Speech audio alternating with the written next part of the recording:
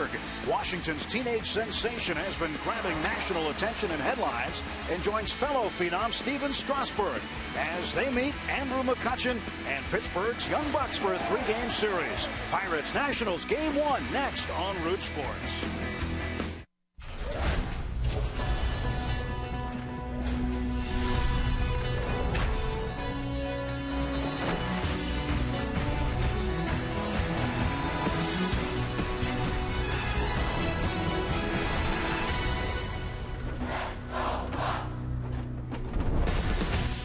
It's a nice night in Pittsburgh for a ball game. And time for a trip around the bases at PNC Park as the Pirates welcome in the Washington Nationals. It's the first of a 3-game set. Hi again, everybody, with Steve Glass. I'm Tim Neverett. Happy you're watching Pirates baseball with us tonight. The first place Washington Nationals, Steve. This is a franchise that's improved quite a bit. They really have, and they're doing it primarily with pitching, Tim. Nobody seems to be hitting all that much in the major leagues, but they have a tremendous pitching staff, and it should be very interesting with young Mr. Harper and the rest of those young people they have, Zimmerman and Strasburg, of course. So we should see a lot of pitching. I don't know how much offense. Well, they'll be facing A.J. Burnett, who's in need of a bounce back. His last performance against the Cardinals gave up 12 earned runs. How does A.J. come back from that? Well, first of all, he puts that behind him, and he's been around long enough to do that. And really, you can't judge a guy by one start. A.J. Burnett had a couple good starts. The numbers from the last outing are just horrific. It took the ERA from 1-something up to 8, but that's based on one outing. He's a veteran. If that happened to a young pitcher, you might have a different reaction. You might think a little bit more about it. But A.J. Burnett is thinking about nothing but beating the Washington Nationals tonight, and he's done it before. He has 7-3 in a complete game and 14 appearances against the Nationals. A.J. Burnett facing Edwin Jackson. That's tonight's pitching matchup. The future is here right now. 19-year-old Bryce Harper makes his PNC Park debut. And the Pirates' young center fielder, Andrew McCutchen, back from the stomach flu. He's ready to get it going next.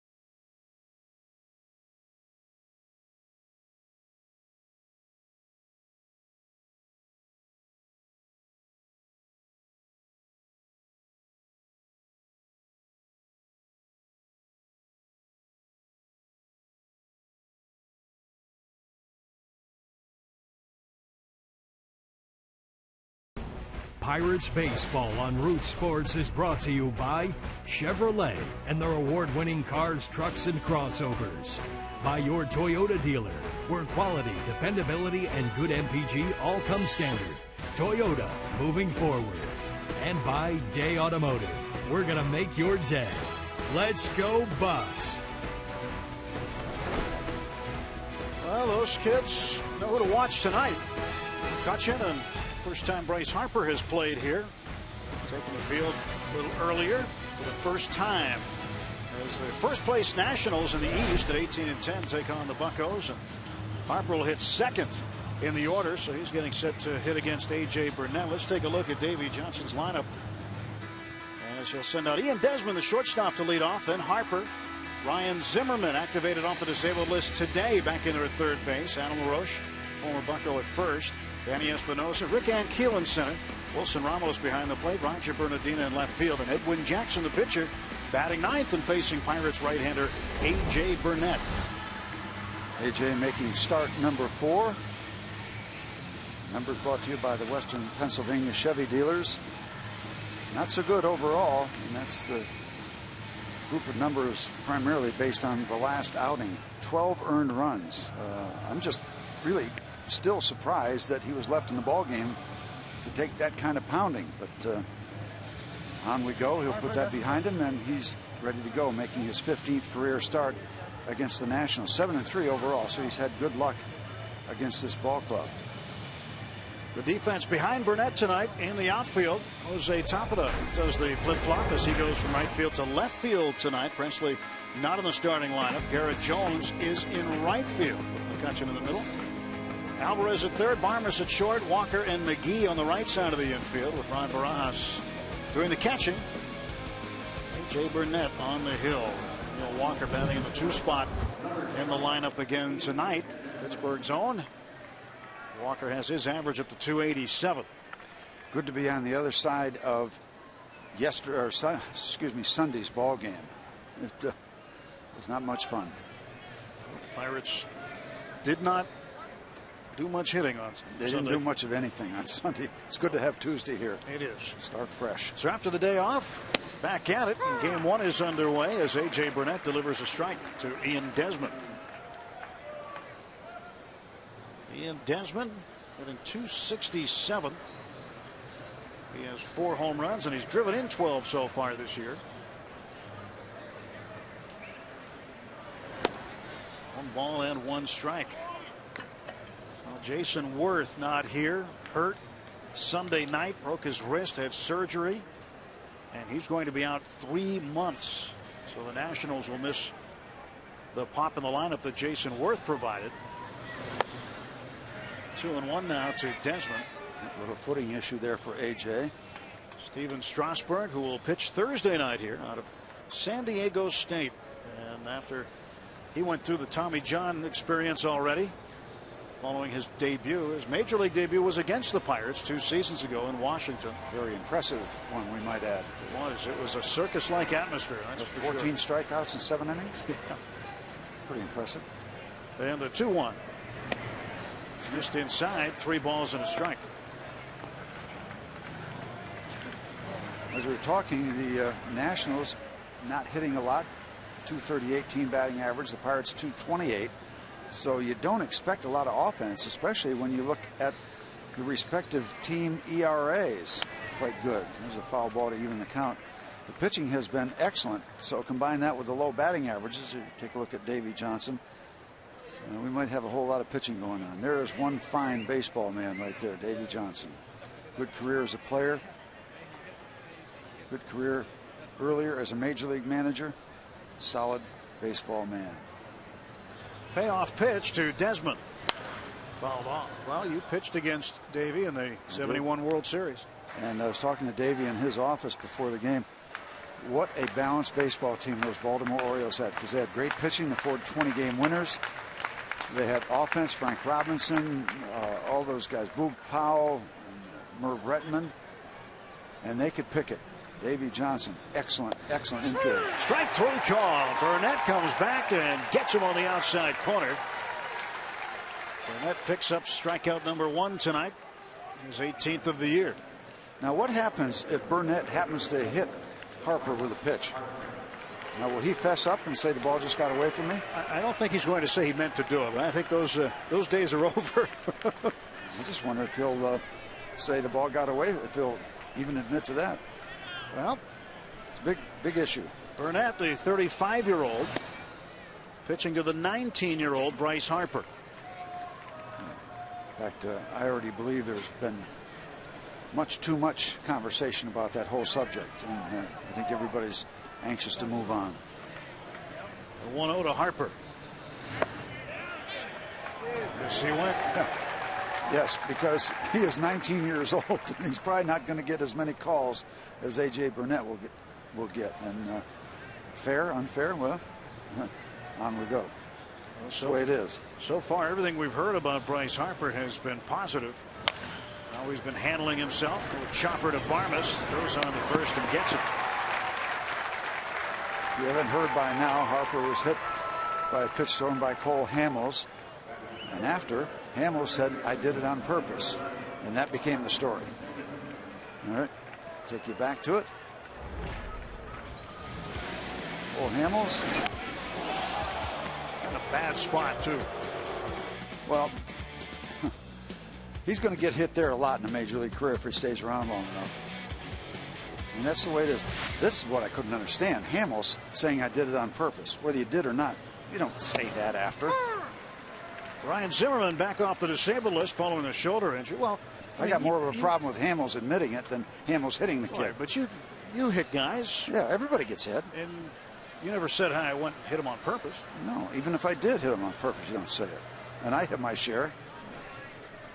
Pitch to Zimmerman is right there for strike two. Now, see, if I was pitching now. You would admit, though, you hit guys on purpose. No, never. No. You just did 5 seconds ago. I didn't say I would say it. I would hit him on purpose, but I won't admit it. Okay. I wouldn't admit it. No. In fact, I'd call, not Bryce Harper, I'd call a 19-year-old, if he was in the lineup, I would call the media in and say, listen, I'm going to hit him, but I didn't mean it. Before the game? Before the game, okay. Yeah. Call them all in. I'm going to hit him, but I didn't mean it. But you're not going to mean it when you hit him. Well, I think Harper handled that better than anybody by going out, going first to third on a base hit to left field, and then stealing home. Well, Hamels threw to first. The thing he did right was put the bat down and go to first base. He took the high road. Chopper over the mound, and Walker will have a sidearm throw, and he gets him. So 1-2-3 go the Nationals in the top half of the first inning. Burnett and the Bucks coming to the plate when we return.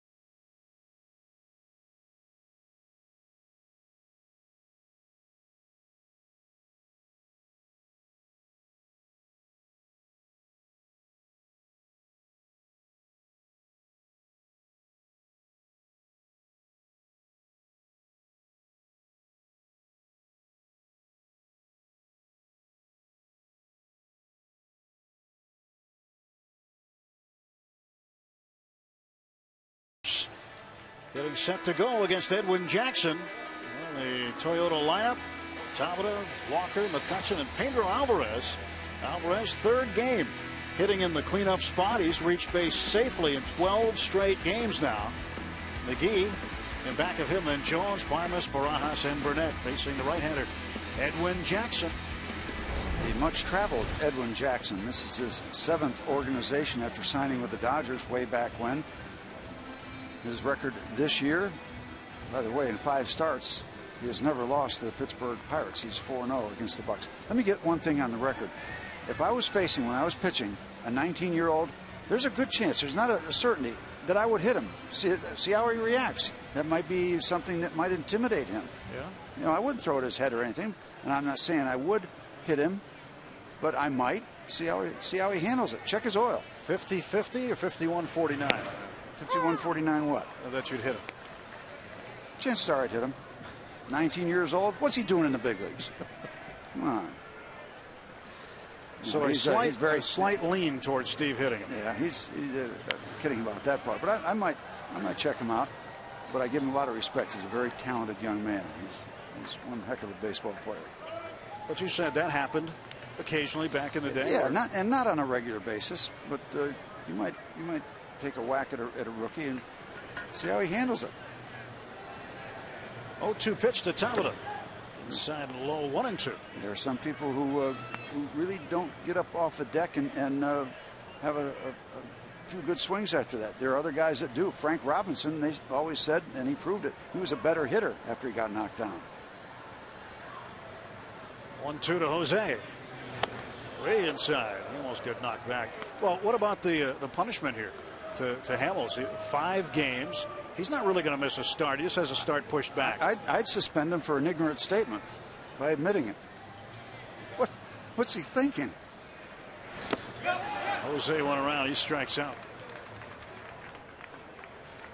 Well, Edwin Jackson has some guys out there to help him out with the defense for the Nationals.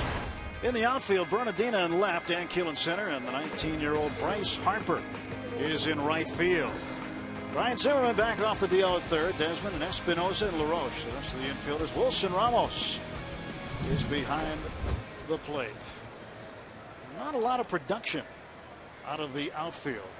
Last in batting average from their outfielders, 213. Tied for 26th in home runs with 4.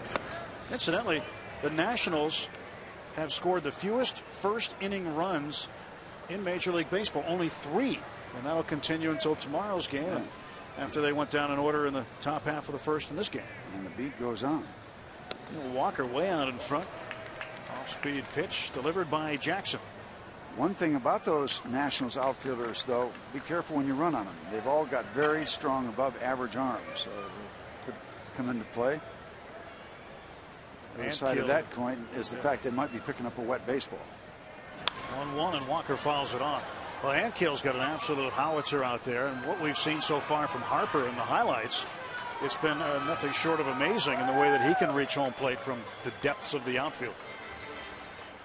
Rick Ankiel, former pitcher, reinvented himself as a position player. Give him a lot of credit for. Yeah, it's got to be so difficult to do what he did. Yep. 1-2 to Walker. In the air to left, Bernardina going back. Bernardina still going back, and this one is off the wall. And in with a double is Neil Walker, his 3rd double of the season. That was a very difficult trip for Bernardina out in left field. It's a big left field. I wonder if he was thinking, how much room do I have out there? It looked like he got turned around at least once. This ball had a lot of height on it, and it did carry well. Watch, goes back, looks around, turns around that way, turns around again. And by that time, he's kind of out of sync with his body. Comes close to recovering all the way, but not all that close. I don't even think he got any leather on it. Great look by our camera folks on that one. AGH cam pictures are outstanding. They are. Love it when they slow it down like that. Makes us look bad, makes us look good. Sometimes they catch it a lot better than we do. Andrew McCutchen, big cut and a miss. And Andrew battling the stomach flu, came out of the last game in St. Louis and missed the last game against Cincinnati. Battled through that series with illness. Lost about 9 or 10 pounds, too. He is healthy, ready to go. And Jackson looks back at second. Now comes home 0-1. Now McCutchen behind in the count, 0-2. Nice 1-2 delivery by Jackson. 93-mile-an-hour fastball up and in, and slider away. That'll get you an 0-2 count a good bit of the time. 1 out. Walker is the runner at second base. Seems like Edwin Jackson will go to the slider as a money pitch when he's in a jam or whether he needs a strikeout. That's outside. You talk about guys who reinvented themselves or somebody led them in another direction. Edwin Jackson, the example of that. When the Dodgers drafted him or discovered him, they spotted him as an outfielder, as a center fielder, throwing out base runners with regularity. And they felt that his arm was strong enough to turn him into a pitcher, which once they drafted him, they did. Kind of the opposite of Ankiel in a sense. Wow, tough fastball down and in, and Andrew gets the call. This is close. Range Resources strike zone shows that it was not as good as I thought. Good take, Andrew. Great take. Yeah, kind of an easy take. You take it or leave it. Yeah, that pitch is in the dirt, and the count is full, 3-2.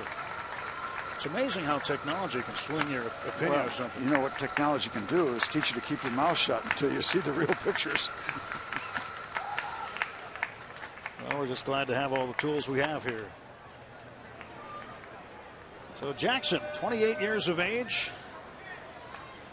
Honing in on his 8th major league season. And the 3-2 coming to McCutchen.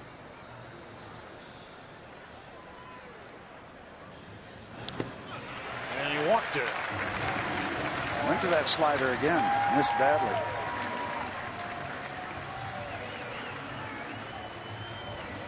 Well, Pedro Alvarez, Pirates cleanup man, walking to the plate. Jackson will face him with 2 on and 1 out. Pirates trying to cash in on an opportunity here at the bottom of the first inning. Hey, take a look at the power zone. The red is the hot zone. That's where he likes it. That's where he does his best work. Pedro Alvarez liking that ball inside, down to some degree, not all the way down, that some left-hand batters like. They like to really golf the ball. He likes it right in that red zone. Green is the cool zone and warms up as it gets closer to Pedro. They want it outside. Fouls it back. So they're working away from that hot zone. I remember seeing a grid like that for Ted Williams. The whole darn thing was red. No matter where you pitched. Yeah, there was a little kind of a medium zone somewhere out away, and he'd never take a whack at that strike anyway. 0-1 Pedro. Ball and 1 strike. The Cincinnati Reds didn't want much to do with Pedro. They walked him 4 times. Edwin Jackson right now trying to find that slider here in the first inning. That's the money pitch. You want to find it as soon as possible. Right now he's searching. 61 major league wins, 61 major league losses. 4-0, 5 starts against the Pittsburgh Pirates. Jackson's 1-1 delivery. Out away again, staying away from that Pedro Alvarez power.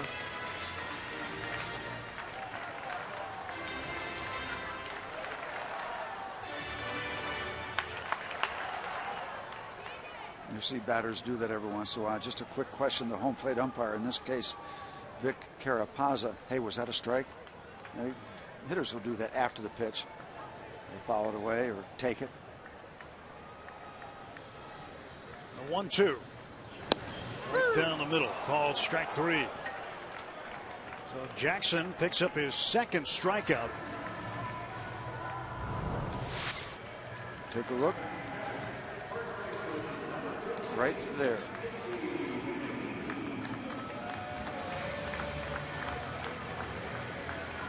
Well, that may be one he'd like to have again.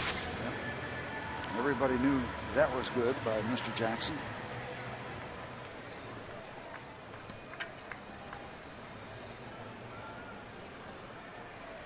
So now Casey McGee has 3 hits in his career off Jackson, all 3 home runs. He's 3 for 13 against him. When playing for the Brewers, and all 3 have left the yard.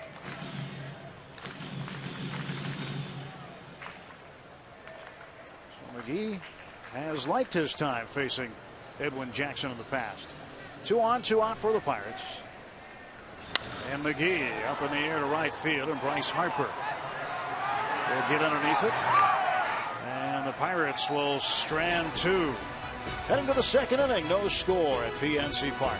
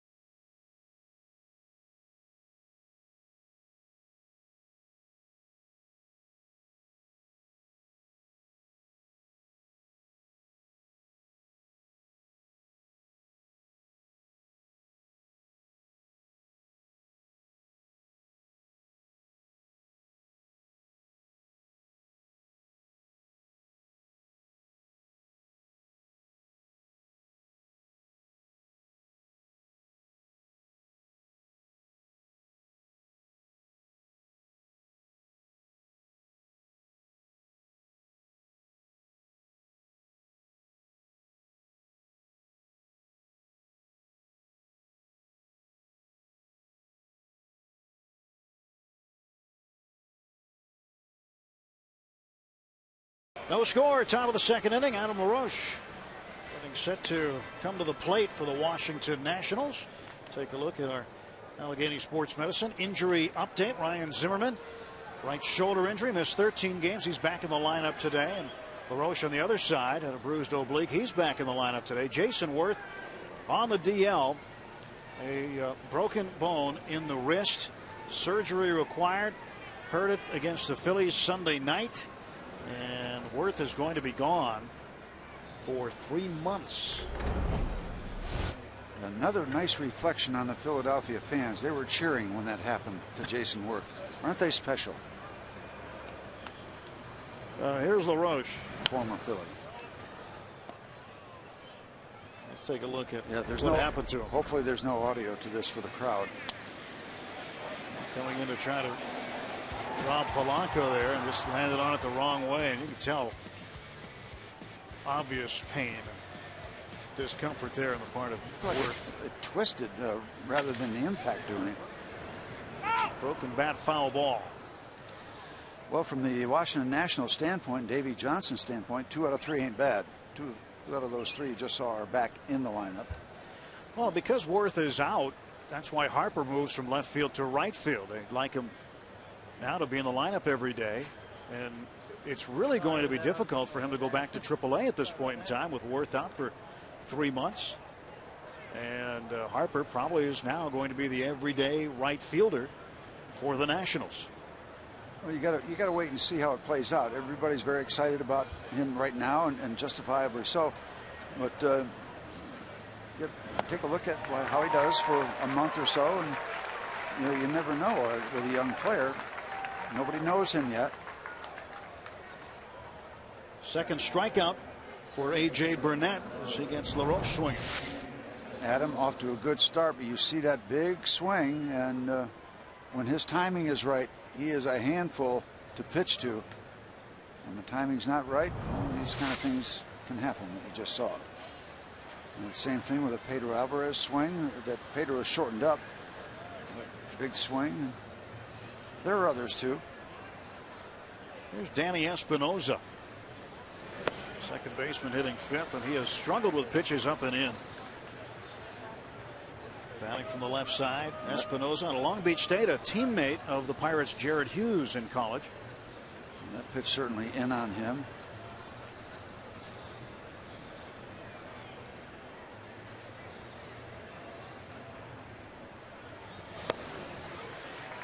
Good breaking ball by A.J.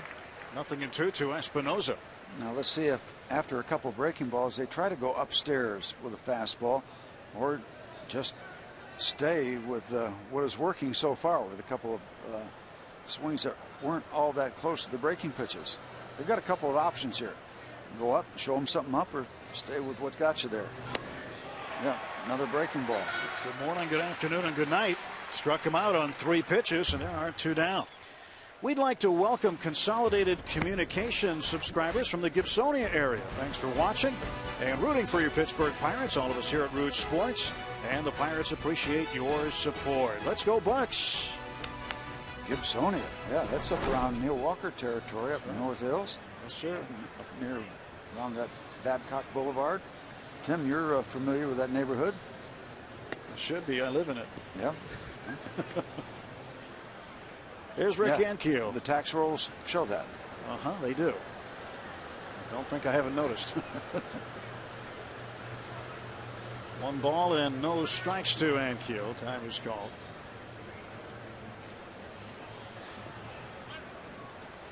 Met one of Neil Walker's classmates last night. Was here at the ballpark at a function for the Hispanic Chamber of Commerce.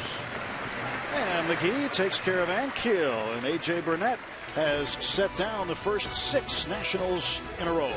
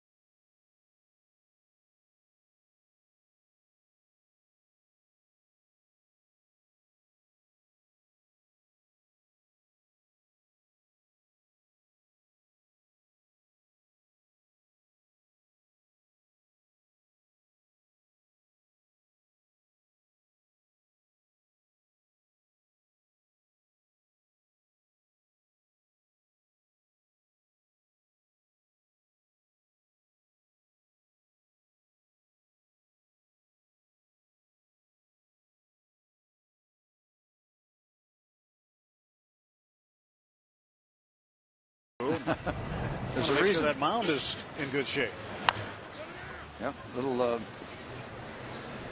wet track there where AJ was trying to get out of the blocks in case he was called upon to cover first base.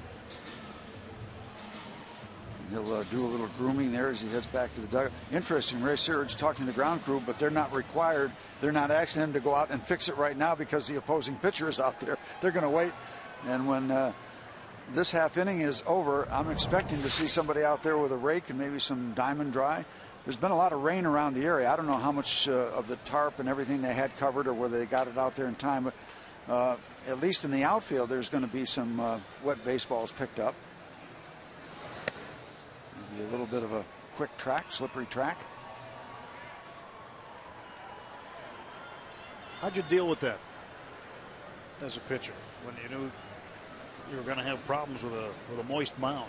Well, usually they'll come out and work with it if you want them to. You know, if you're slipping, you just call time, get a rake out there and work on it. The real problem you have as a pitcher is where your lead foot is landing. If it's not landing in the same place that your mound opponent is, and you're on the edge of it or something, so you want to kind of land in the same area. Now I don't know if wearing those patent leather shoes changes anything. That pitch is up high. Dan Potash was privy to the conversation between Ray and the member of the ground crew. What'd you hear, Dan? That's right, Tim. I had a front row seat. Actually, what is A.J. Burnett? 6'4", maybe 6'5". He's got a longer stride. So Ray was very quick to point that out to the member of the grounds crew, saying that because he has that longer stride, that maybe they need to adjust things as far as the front part of that mound. And you're right, Steve. They weren't quick to do it right now. They're going to wait till the next half inning and change it up for A.J. Home court advantage. That's good. Good stuff, Dan. 2-1, and Jones smashes this one to center field, but waiting for it is Ankiel. One out now for the Pirates in the top of the second. This is really no big deal. He just slipped as that back foot was being planted. You know, that can happen on a dry mound too. You know, he just might have not gotten his foot down and got enough traction in trying to push off. So no big deal.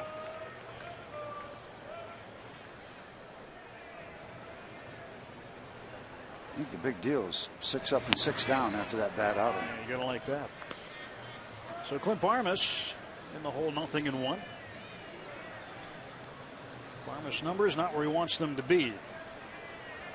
Looking to get those up here pretty soon. To the left side, and Desmond backhanding and throwing. Barmes is out, 2 gone. The Barrel Automotive League Leaders stats. Check that out right now.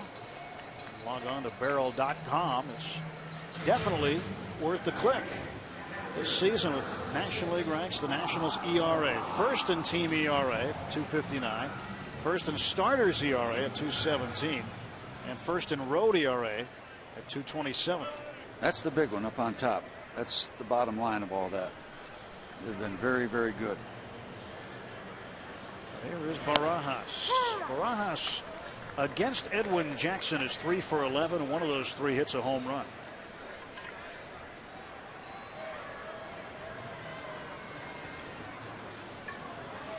The 0-1. That's 0-2. They're getting ready to go out and do some yard work as soon as the half inning is over. Jay Burnett on deck, hoping to get up.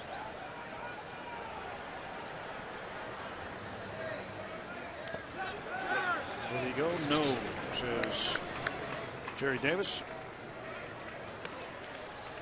I told you that Edwin Jackson was 1-1. That one win, a 2-hit shutout of the Cincinnati Reds. I'm sorry, not a shutout. Complete game win. 2-hit complete game win over the Reds. Barajas pops this one back and out of play. 1-2. Jackson, you mentioned he's been with a number of teams. He's been with the Dodgers. That's who he came up with. Then Tampa Bay, Detroit, and Arizona, and the White Sox. And last year with St. Louis. Pirates tried to acquire Edwin Jackson in the offseason, offered a multi-year package. And he elected to sign with the Nationals for just 1 year. Wants to test the free agent market again next year. He gets the Pirates in order in the second as we move to inning number 3. Here comes the grounds crew.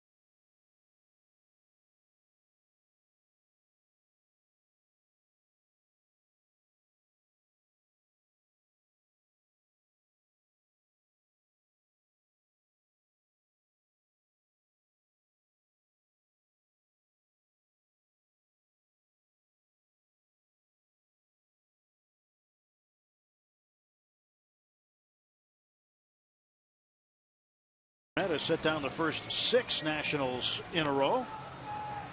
Go behind the scenes of a Pirates broadcast during Root Sports All Access Night. Here your Buccos mic'd up on the field. Ron Barajas will be mic'd up. Clint Hurdle will be on headsets with us during the game and go inside our TV truck where our director will be mic'd for an exclusive web feature. That's pretty cool stuff. It's All Access when the Bucs take on the Nationals tomorrow. It's starting at 6:30 on Root Sports. Lacey Collins will be managing the social media desk, so you can chime in that way through Twitter and Facebook. A lot of stuff. Dan Potash explaining the pitch effects. But to hear the catcher mic'd up, of all the players, to hear the catcher mic'd up, you'd have to think that that mic's going to pick up a little bit of the umpire, a little bit of the batters. That would be the best guy to mic. That's going to be pretty neat. Yep. So, of course, the skipper will be on with us from the dugout. Also be interesting some night to mic the umpire. That would be interesting. I don't know if that'll ever happen. There's Wilson Ramos, catcher. Swings at the first pitch and drives it deep to right center field, and this ball's gone. A leadoff home run for Wilson Ramos, his second of the year, and the Nationals lead it 1-0. Did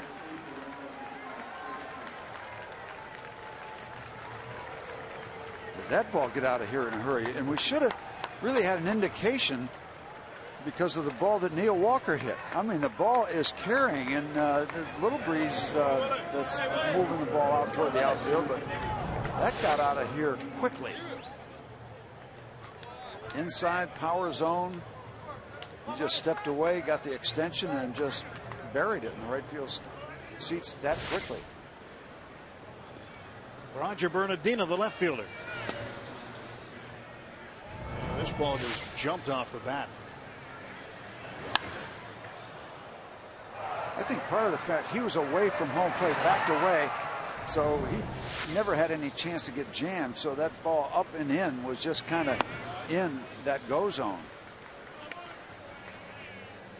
Ball and a strike now to Bernardino. Third home run that AJ has given up this season.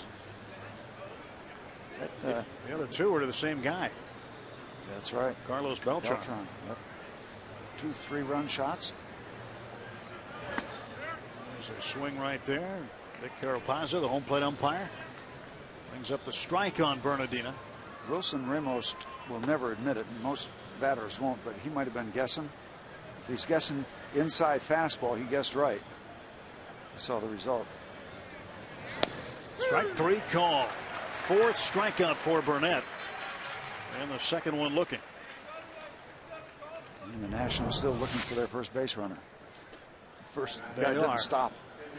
Right there, and everybody in the ballpark knew it. Burnett getting set to face his opposite number as Ramos gets the gear back on. Edwin Jackson. So he doesn't mind swinging the bat. 182 his average is 2 out of 11. He's got 1 career home run, and it was against the Pirates in April of 2010. Jack Tashner was the pitcher that gave it up. That was in Arizona. And Jackson with a base hit, his 3rd of the season. He was looking for fastball, got it. Pitchers should look for the fastball when they're up at the plate. Look for it, got it. Found the hole between 3rd and short. Actually turned that pitch back around. That was out away from him. Which proves once again you can roll over on a pitch and be successful. Not a lot of the time, but every once in a while. Every once in a while. Find that hole with a ground ball. Ian Desmond up for the 2nd time. He struck out looking first time up.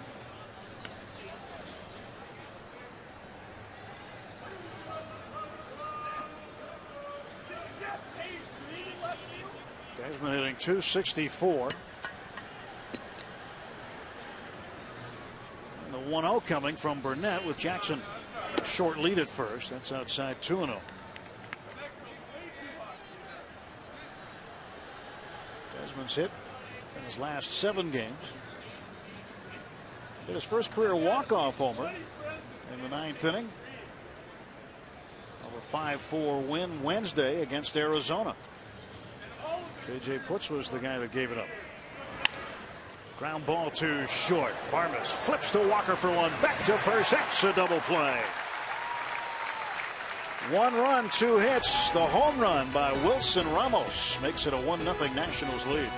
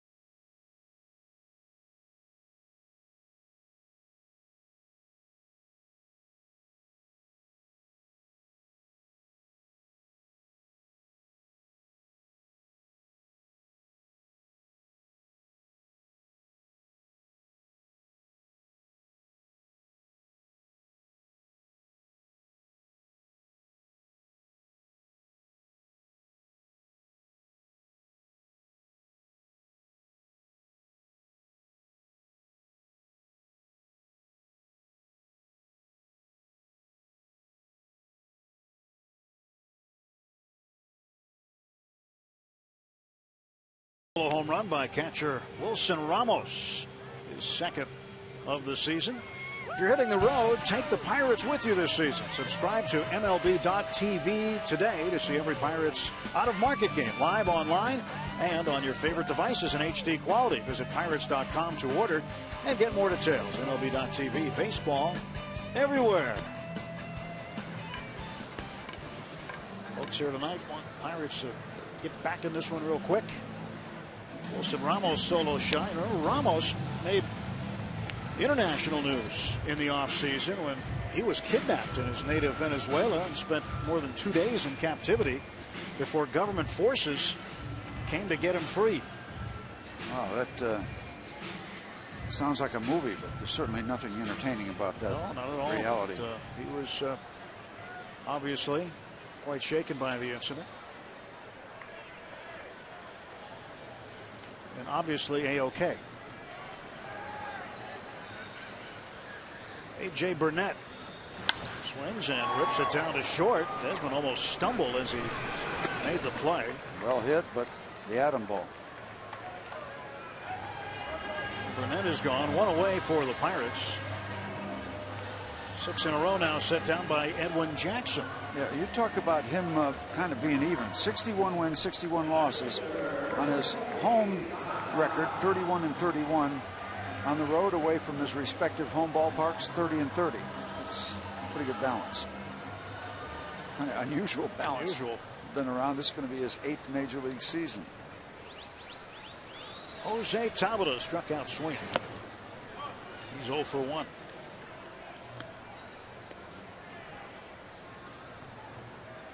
It reminds me of that movie Proof of Life with Russell Crowe. And that those situations are very complex. Line shot and a diving catch by Antkiel. I bet the Nationals holding their breath. Not all that much different from the play that Worth broke his wrist on. Rick makes the commitment. He's a good fielding pitcher. He'll get the glove around it, I think, just before the knees hit. See those gloves, boy, they get around a baseball. They snap shut. 2 out now for the Pirates, and Neil Walker back up there. Walker, the only Pirate with a hit so far tonight. He had a double in the first inning. You know, you talk about Rick Ankiel making that transition from really good major league pitcher to a position player. Everybody talks about hitting, but you can't play in this league without being a good fielder, at least an adequate average fielder, and that's a very responsible position. Your center fielder's got to know what he's doing, and that's a pretty good testimonial that he plays on a regular basis in center field at the major league level. That's also part of that transition. It usually doesn't go in this direction. It usually goes the other way. If you're a position player, sometimes you play your way into being a pitcher. Like Tim Wakefield, an example, and the Pirates' James McDonald, an example. He was an outfielder. Yep. He pops this one up. And Ankiel there again. And for the second straight inning, the Pirates are gone in order. We'll move to the fourth. We return to PNC Park.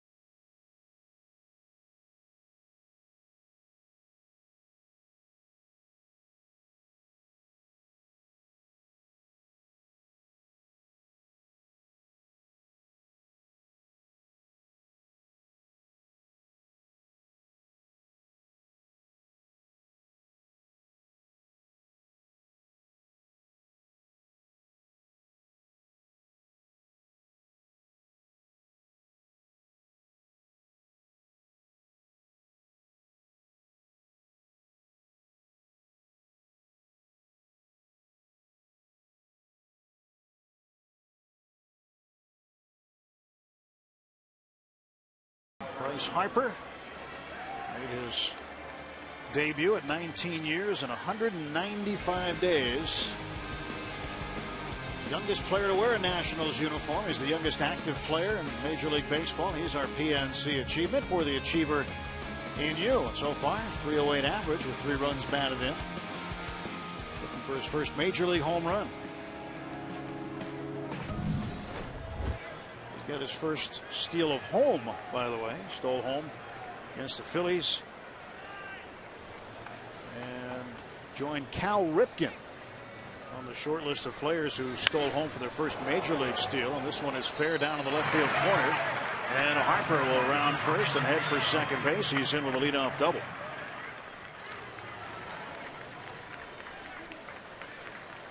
Sixth double for Harper. Outside part of the plate.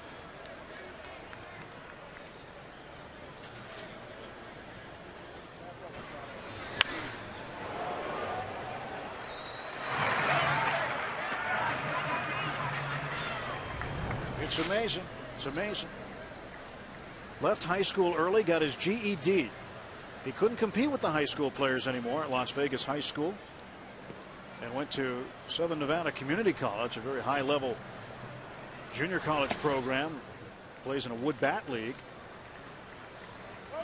And a program, Steve, that won a national junior college championship at one point. So they played at an extremely high level of JUCO baseball. He went there as a kid who should have been in high school and absolutely obliterated their offensive records. Not surprised. Against guys who had already, a lot of draft and follow guys who were playing in that league, a lot of guys who had been drafted or who were draft eligible, guys who were not at the 4-year Division I schools because they wanted to get an opportunity to get drafted and go play pro ball. A lot of guys that he was lighting up, a lot of pitchers that he lit up, ended up in somebody's professional organization.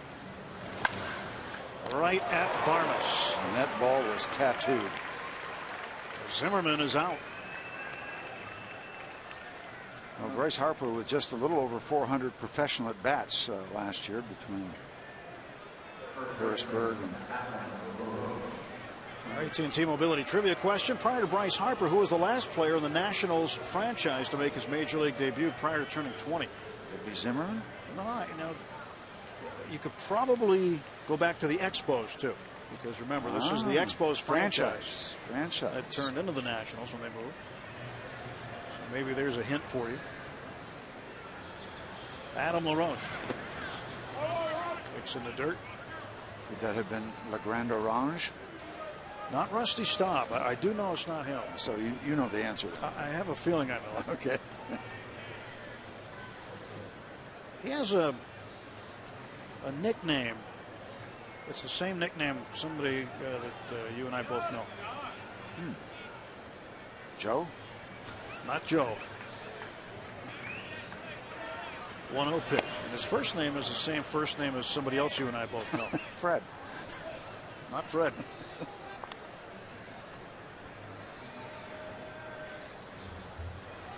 His last name is somebody we both know. His last name is a name we both know. What it did a lot of around here last night.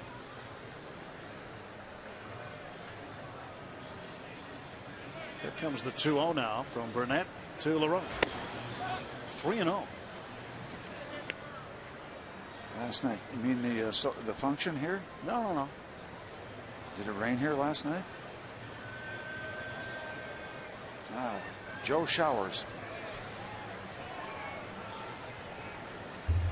I thought you were warm, but you're getting colder.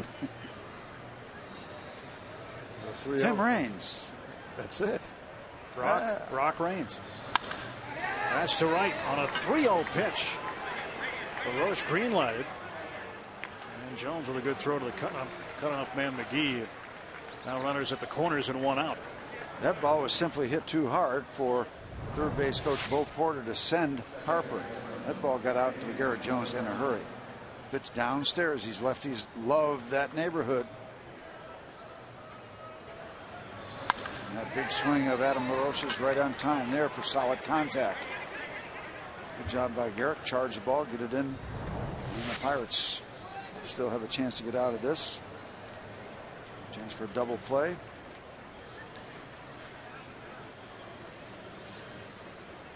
But with this very strong pitching that the Nationals have, you don't want to get too far behind. Espinosa waiting for the Burnett offering. Here it is. Ask him. Yeah. Right to appeal. Worst can happen. The umpire says no. Let's see if we think that he might have run around far enough. The answer is no. Good call. Good non-call. Not for the Pirates, but for the Nats.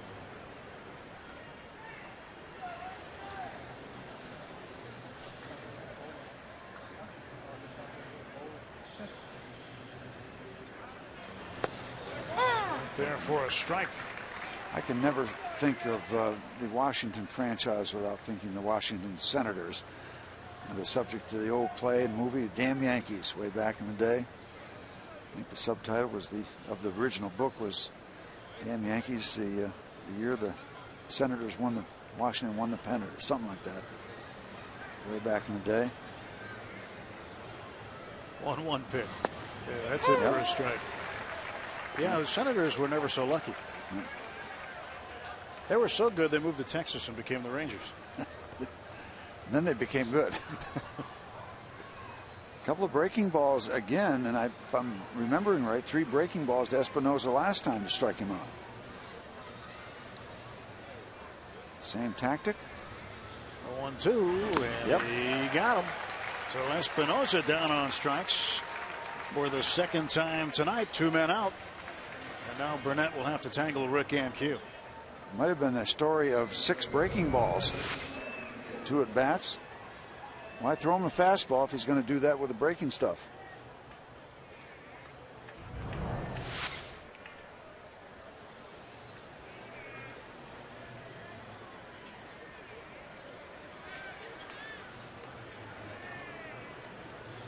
Ankiel, Rick Ankiel, been singing his praises to a degree, but a strikeout candidate.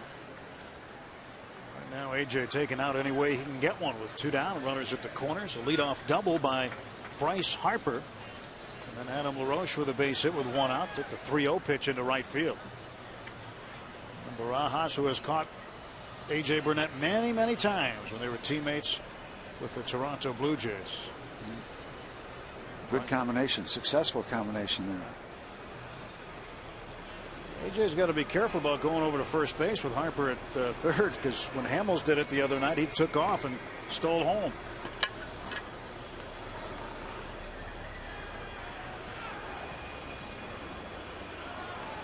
And Tim's telling the truth.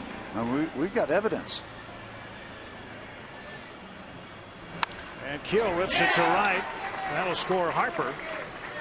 It's now 2-0 Washington. Well, AJ just catching too much of the plate. And you see the strikes he's throwing. They're right down the middle. Well, that's certainly what happened to him last time out.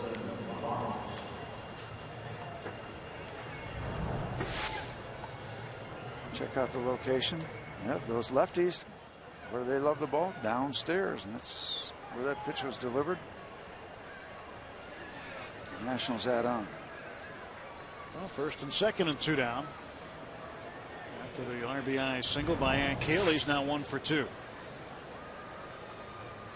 Ankiel's 6th run batted in.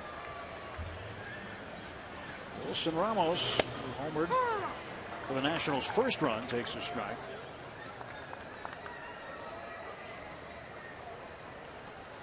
And 5 hits now given up.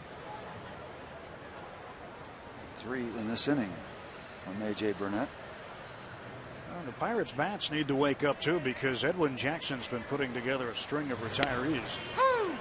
And further and further the Pirates fall behind, it's going to be that much more difficult to catch up. I mean, certainly it's just 2-0 at this point in time, but runs have been tough to come by this year for Clint Hurdle's crew. And in the bigger picture, every once in a while you're going to have to call on those hitters to outscore somebody when the pitching's not up to par.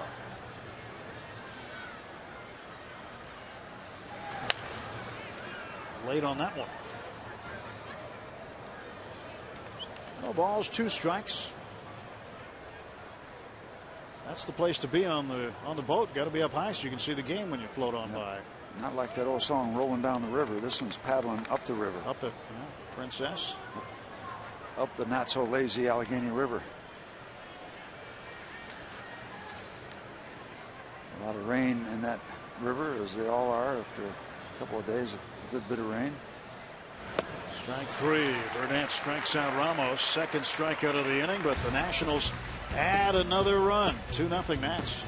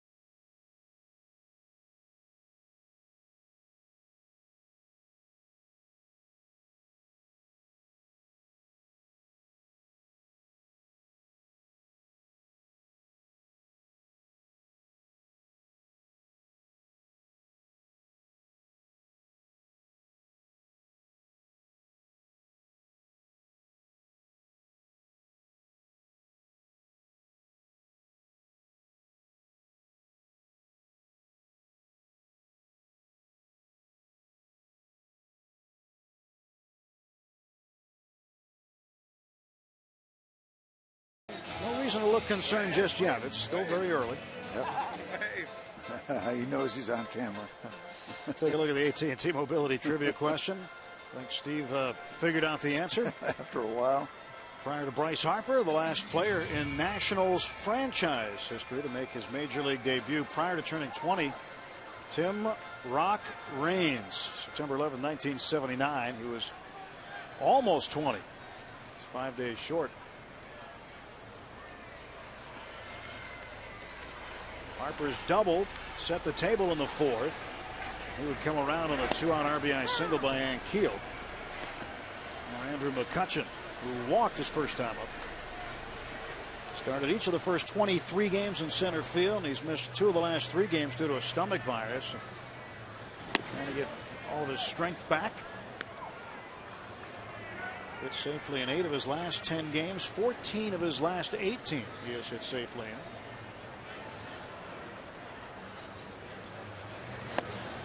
Edwin Jackson has retired 8 in a row.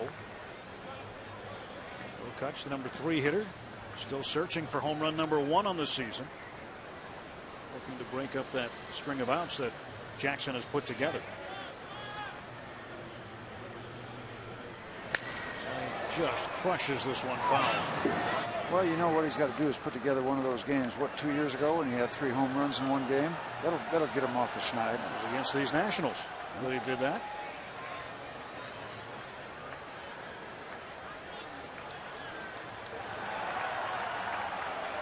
Two and 2 to McCutchen.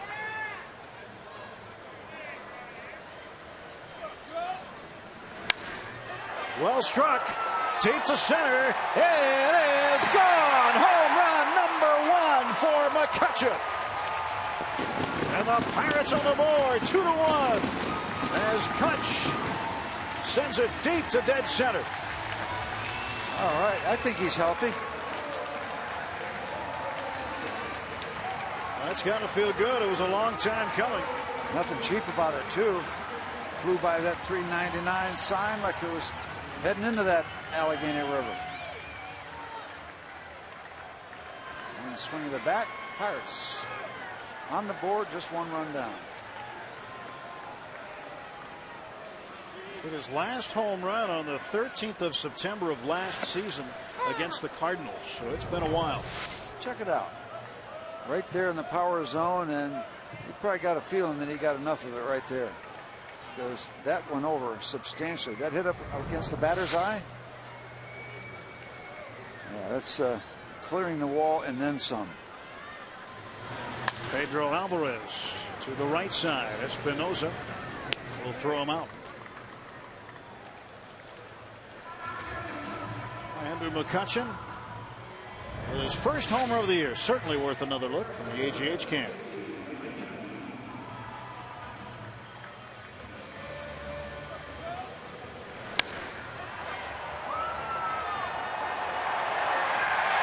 Oh yeah, well up on the batter's eye.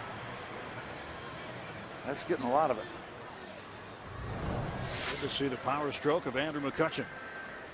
So 1 out, and Casey McGee goes to right field, right at Bryce Harper. Well, the Pirates have the atom ball going. There have been several hard hit balls. That one hit right on the button. The ball that Alvarez hit, he hit hard to second base.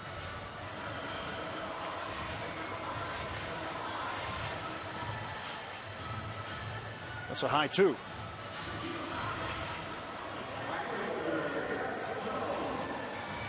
Hit a couple more, you get the whole high 5. Yep. Well, the way this lineup is constructed, too, you've got Walker, McCutchen, Alvarez, McGee, and Jones, who all can be home run threats. And Barmes can hit a home run as well. He's had a 20 home run season. But Pedro with 7, one of the leaders in the National League. And Edwin Jackson has had a year where he gave up 27. 1 ball, 1 strike to Garrett Jones. Of course, nobody really gets alarmed unless you get up around that 40 mark. I think somebody, Bert Blyleven or somebody had 50, gave up 50 1 year. That's hitting that strike zone pretty regularly.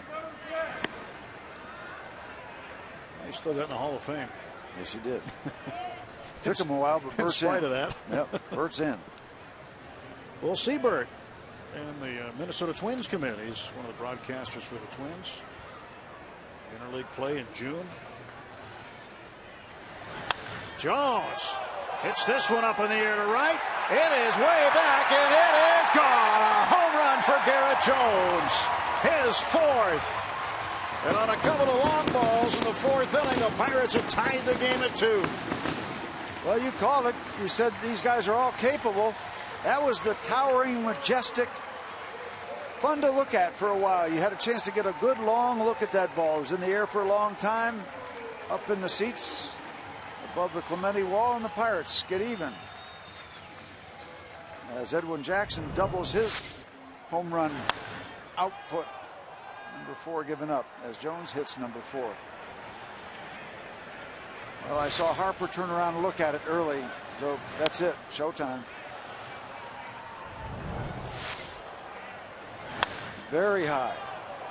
See Harper? The early turnaround means it's out of here. Farmas pops this one up. Foul ground. Ramos giving it a look as well as LaRoche. And I don't know if you saw what Harper did after the play. That ball bounced completely back onto the field. And Harper, in an effort to make friends wherever he goes, tossed it back up to the fans so that they could fight over who was going to get the Jones home run ball. I don't think he should do that at Wrigley Field. They'll throw it down and get it until they get rid of it. They'll throw it back at him harder than he throws it up there. But he was the last National on the field today, signing autographs. He's taking it all in, the whole experience. 0-2 pitch in the dirt.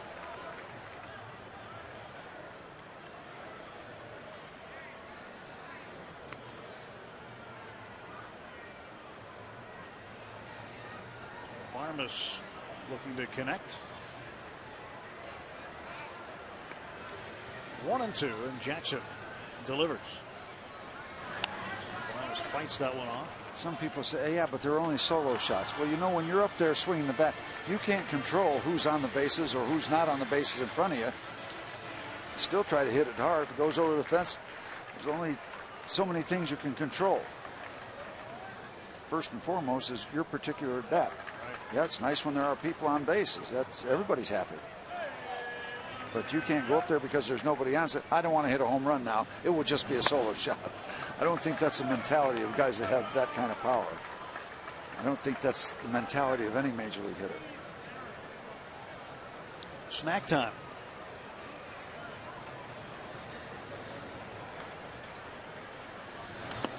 Three and two now to Clint. These guys are always chewing on something in the dugout. If it's not an energy bar, it's sunflower seeds, gum. A lot of action down there.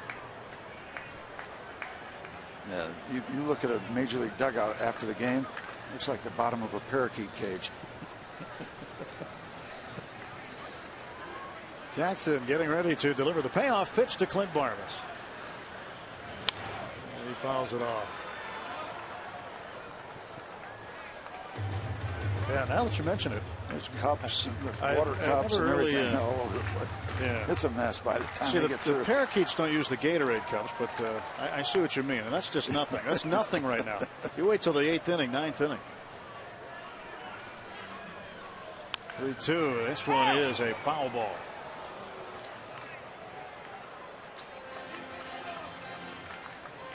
Well, if he eats one for every home run, I hope he has 3 or 4 tonight. Well, you know, here's the deal. It's like school. If you don't bring enough for the whole class, you're not going to have one just for yourself. And that's the way it works. Well, what if you hit a home run? That's okay. Again, the 3-2. In the air to center. And Keel circling back behind it. Pirates get 2 on the board as they die long distance twice. Andrew McCutchen banging his first one out of the yard. It hit way up on the batter's eye in center field. And Garrett Jones up over the Clemente wall. 2-2 after 4.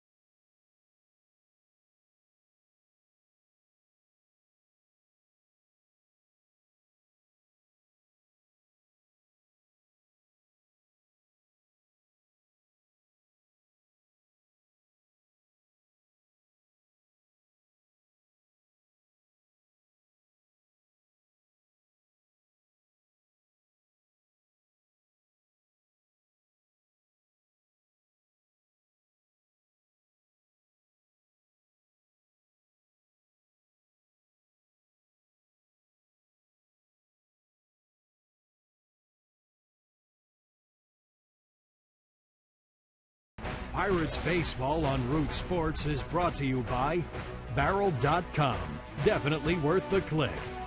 By PNC Bank for the achiever in you.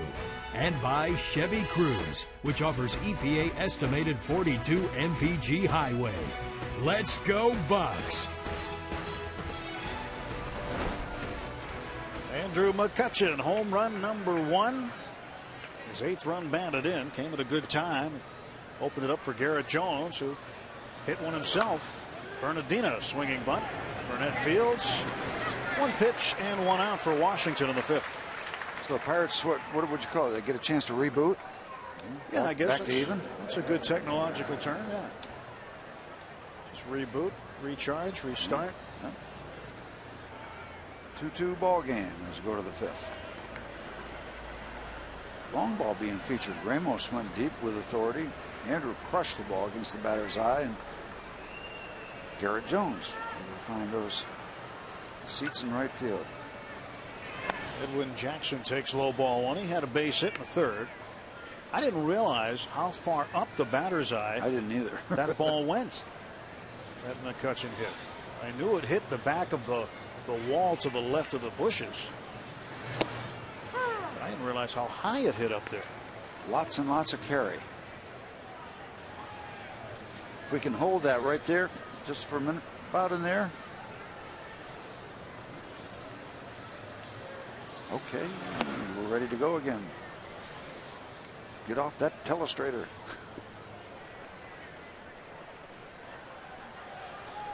And I will. I'm glad you realized that all on your own. There's a strike to Jackson, 2-2. All these years doing television, Steve, at least things you figure out. You cannot miss a pitch. That is the cardinal sin in televising baseball. No matter what you're doing, get to that pitch. That's the way it's supposed to work. How about this? He's 2 for 2. Nothing cheap about either one of them. Well, he likes to swing the bat and has been pretty good at it. But he's doubled his season hit total tonight. Came in with 2 hits and 11 trips. He's now 4 for 13.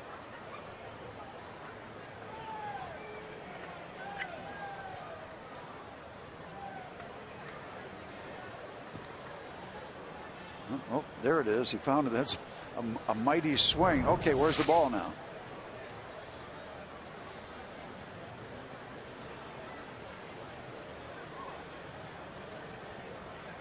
So with 1 out, Ian Desmond at the plate. He into an inning-ending double play in the 3rd. See if he can do it again.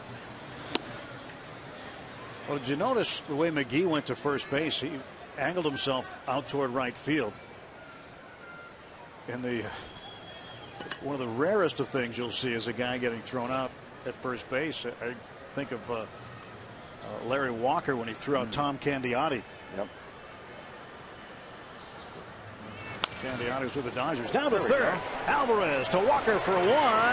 Double play. Even with the double clutch at second base, the Pirates get it. Pitcher's best friend. The twin kill, and Walker with a tremendous turn.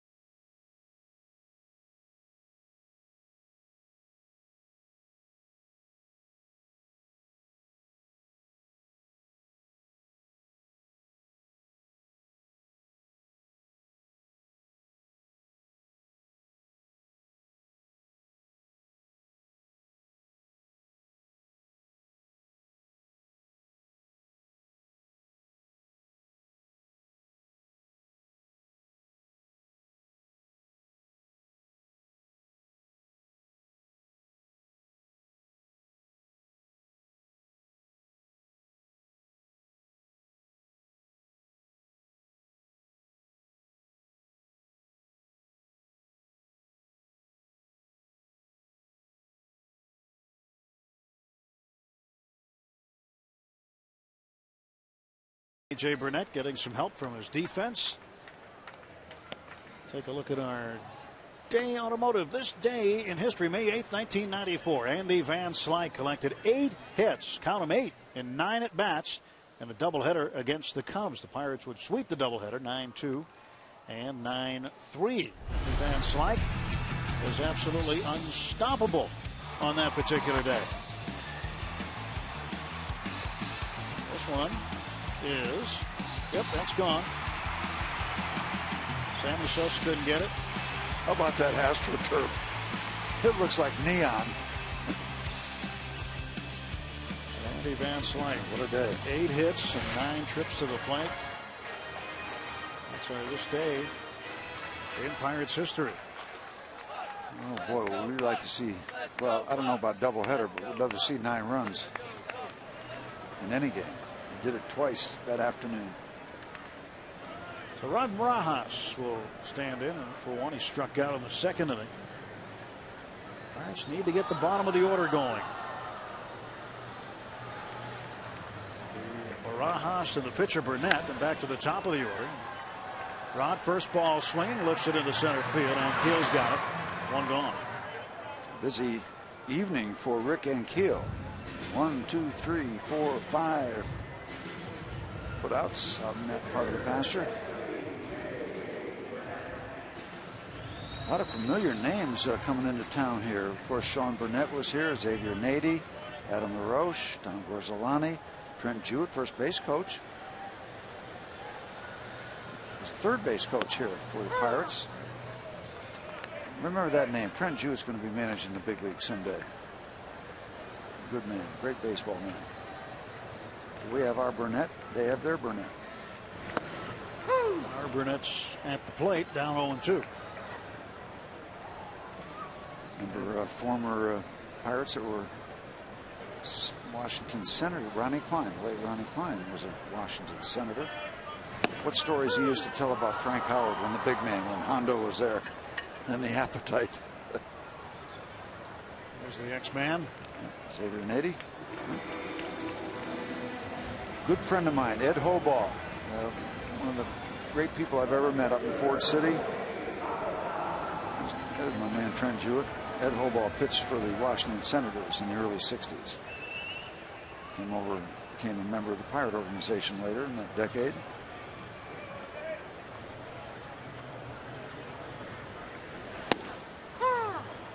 Trent Jewett managed in the Pirates organization for a lot of years at the AAA level and came up to the big leagues and coached third base. I think he managed Syracuse for a couple of years for the Nats. Yeah, he did, I believe, when Steven Strasburg was making his quick ascension through the minor leagues. That's exactly right. The last stop before the big leagues was with Trent in Syracuse. One of baseball's great poker players. Is that right? Oh, yeah. Trust me, my wallet knows. It's amazing what you learn. Yeah. So, at such costs. Used to have some great poker games in spring training. Tony Barterum, Trent, Lloyd McClendon. just for entertainment purposes only, though, right? Yeah. Top of the near to right. Bryce Harper makes the catch, and the Pirates down in order. Halfway through the 5th, 2-2, Bucks and Nats. Ladies and gentlemen.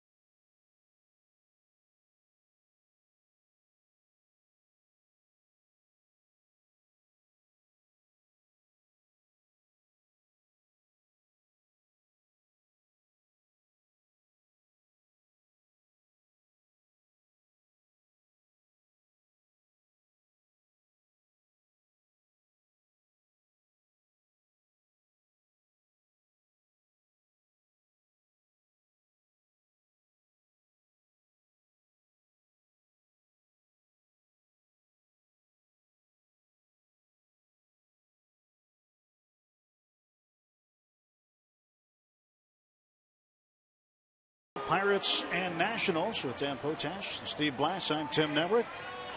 Well, what would it be without the races as the presidents have made their way over from our nation's capital? Abe, the 16th president, and George Washington, the first president, with sauerkraut Saul and jalapeno Hannah. And this was no problem at the finish line. Teddy Roosevelt never wins. Didn't even run here today. No. Scratched. Bryce Harper will take a strike. It's a reciprocal agreement these mascots have. When we go over to D.C. next week, chances are we'll see the pierogies racing against the presidents there. I got a scoop for you. Yeah. I'm going to be Cheese Chester in the race over there at their ballpark. Hey, I was prepping at the marathon. Taxi picked me up 1,000 yards from the start. You made it. Yep. It's 10 football fields. What a great turnout. What, over 19,000 runners. 25,000? No. Harper to the left side of the infield. Backhanded by Barnes. Low throw. Dug out by McGee. Harper's now 1 for 3.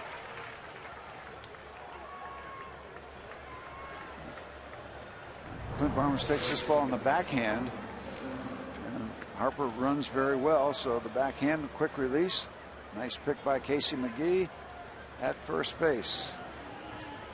Those are the picks that are easier than the picks with a throw that lands further away from you, where you got to time everything a little bit more. Nicely done. Ryan Zimmerman back from the disabled list after a shoulder injury, takes a strike. I tell you though, this Bryce Harper does not appear to be overmatched at all. Again, facing a guy who has had a very large resume in the major leagues, A.J. Burnett. Doesn't seem to faze him one bit.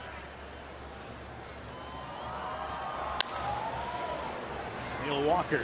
Well placed. And there are 2 down.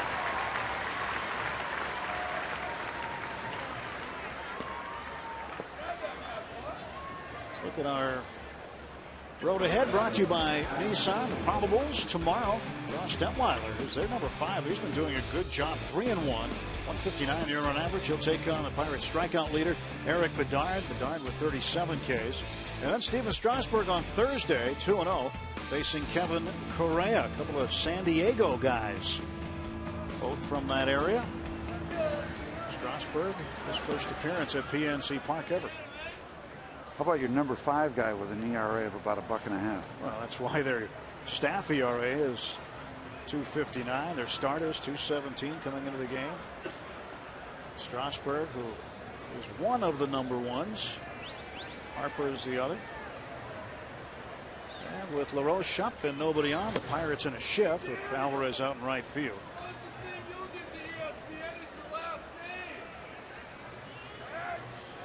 Two and 0 the count to Adam.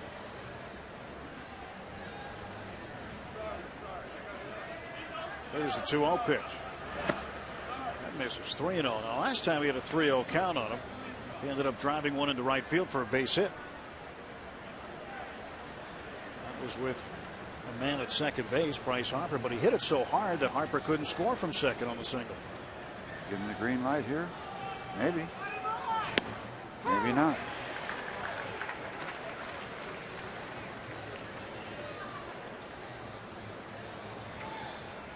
Most of his hits have been to the pull side. Burnett's 3-1. Missed, and he walked him.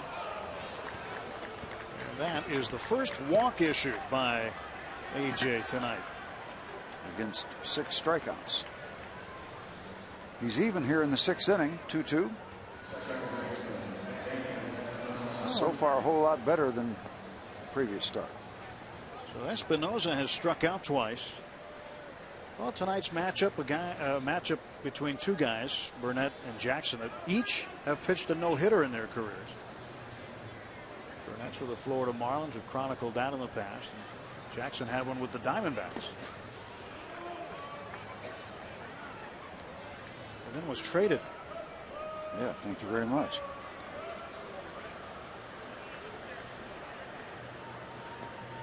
The young man is it Humber that pitched the perfect game? He's had his struggles since, and actually even a little bit before, but he had that gem. That's forever. 1-0. Ground ball to second, and Walker will handle Espinosa. Espinosa is now 0 for 3. Nationals lead 1, 2-2.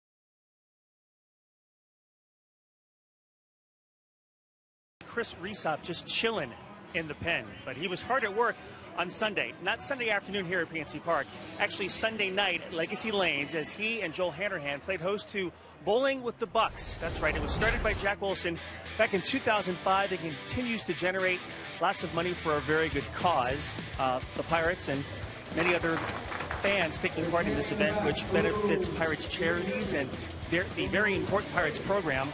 Once again, over $100,000 has been raised each year with this event since 2005. I'm sure they topped that total once again. Steve and Tim, you guys didn't take part though, huh? No, I did. I saw Steve there. Yeah, I did. I saw Steve there. How'd you roll him, by the way? I was awful. Really? Terrible. So that was an improvement over last time. Yeah, I bowled 107. Went from terrible to awful. I guess that's an improvement. Nice job. A lot of fun. A lot of neat people out of there. A lot of youngsters. That was fun to see them relate to the big leaguers with stars in their eyes. The Hammer was a kegler after the game Sunday. I've been to it before when Zach Duke hosted it, when Jack Wilson hosted it. It was just a lot of fun. Probably go next year. I must have missed the keg. What else you got, Dan? Yeah, I forgot to mention that our Root Sports cameras were there to capture the entire event. So if fans wanted to see how things went that night, we will have a special edition of Inside Pirates Baseball coming up within the next week to 10 days. Check your local listings. I'm sure we'll promote it during a future Pirate game here coming up. It's outstanding how he works a game report into a promo. That's great stuff. I try, Tim. Somewhere, Dan, there's an executive with a smile on his face, or her face. No. I like that. That's good. Well, it's always fun getting out with the folks. It's a little bit of a test after you play a tough ball game. You didn't play your best ball game, but all those buccos, those players showed up with the right attitude, the right smiles on their faces, and it meant a lot to those people, especially the kids. Walker hits the comebacker to Jackson, and there's one out in the Pirates' sixth. Last night here at the ballpark for the Hispanic Chamber of Commerce event. What a great night that was for the Pirates. Nick Lavo was there, Luis Silverio, guys in the bullpen, Euclides Rojas and Kirby Andrade, Jose Tabata was here, and had a lot of good folks. The Clemente brothers in town, Roberto and Luis, attending last night.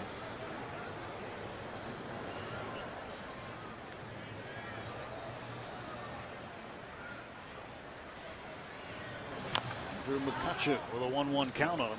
I was thinking about you. I was down the hall with Ken Brown. KB does a great job putting together a lot of the features. We did some work on a feature about Jeff Carsons and Neil Walker in the batting cages. Very unfamiliar spot for me, but had a lot of fun.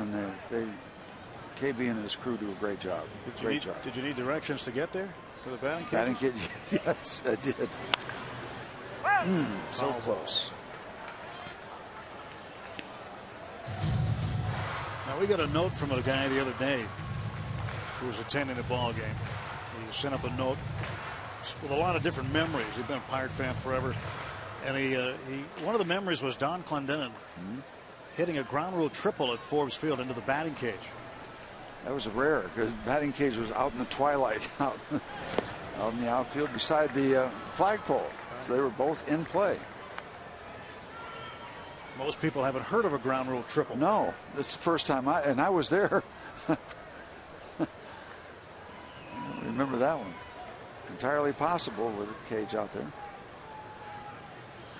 2-2 is a towering fly ball, but the ballpark will hold it and keel under it. They put out for Rick, and Andrew did not miss much going deep again. Just got under it a little bit. Didn't miss it by much.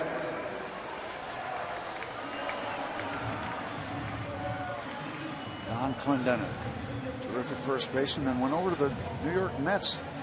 1969 helped them win the World Series, the Miracle Mets. Pedro is 0 for 2. Struck out in the first, grounded out in the fourth. Don Clendenin might have been one of the better athletes, all-around athletes that came through Pittsburgh. Edwin Jackson, a little footing problem. You saw A.J. Burnett in there cleaning his cleats with, well, we used to use a tongue depressor. They probably got more sophisticated now, and they got that scratcher in back where you can either scratch your back or work on your cleats. Be quite amusing if you did that, you'd have everybody's attention. Pedro, the comebacker. 3 up and 3 down for the Pirates. We'll move to the 7th inning. It's a tie ball game at PNC Park.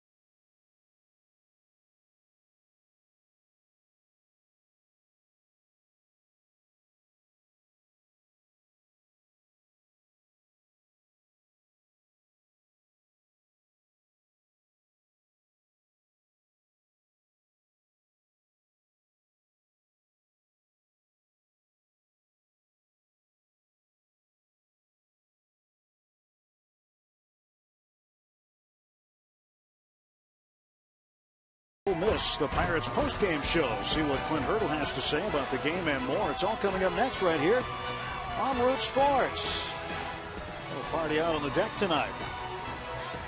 We're partying a little harder if the Pirates can get a lead and in game number 1. 11 groundouts, 6 strikeouts, and only 1 out made with the ball hit in the air. Kind of rare for a power guy like AJ, but good. I mean, that's A+. Especially a guy that's a strikeout pitcher, and he's recorded 6. Rick Ankiel, an RBI single in the 4th, 1 for 2. He's behind 0-2. Behind 0-2 and way out in front of that breaking ball.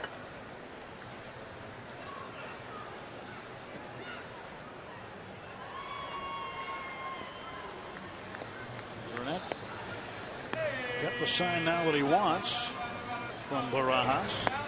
Yeah, there it is. 3-pitch strikeout. It's tough when you're out in front and then behind and then out in front. You don't know whether you're coming or going. And Rick is going this time as he chases that ball. They like that low pitch, the left-hand batters, but when it's down lower than low, sometimes that becomes a pitcher's neighborhood. Good efficiency in the 2nd with only 8. Also in the 5th with only 8. Yep. 4th, it was a grind. Hey, he's working in the 7th inning with 72 pitches. Outstanding. Yes, he did. Thank you very much.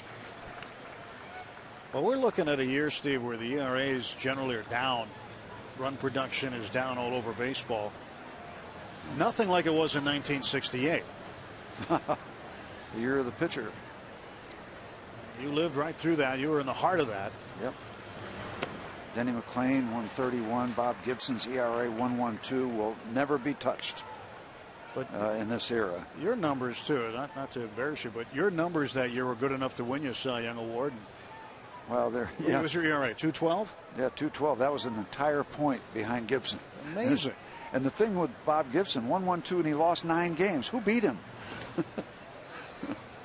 We wound up addressing that whole subject, the year of the pitcher, in the book that Eric and I worked on, the year of the pitcher, 1968.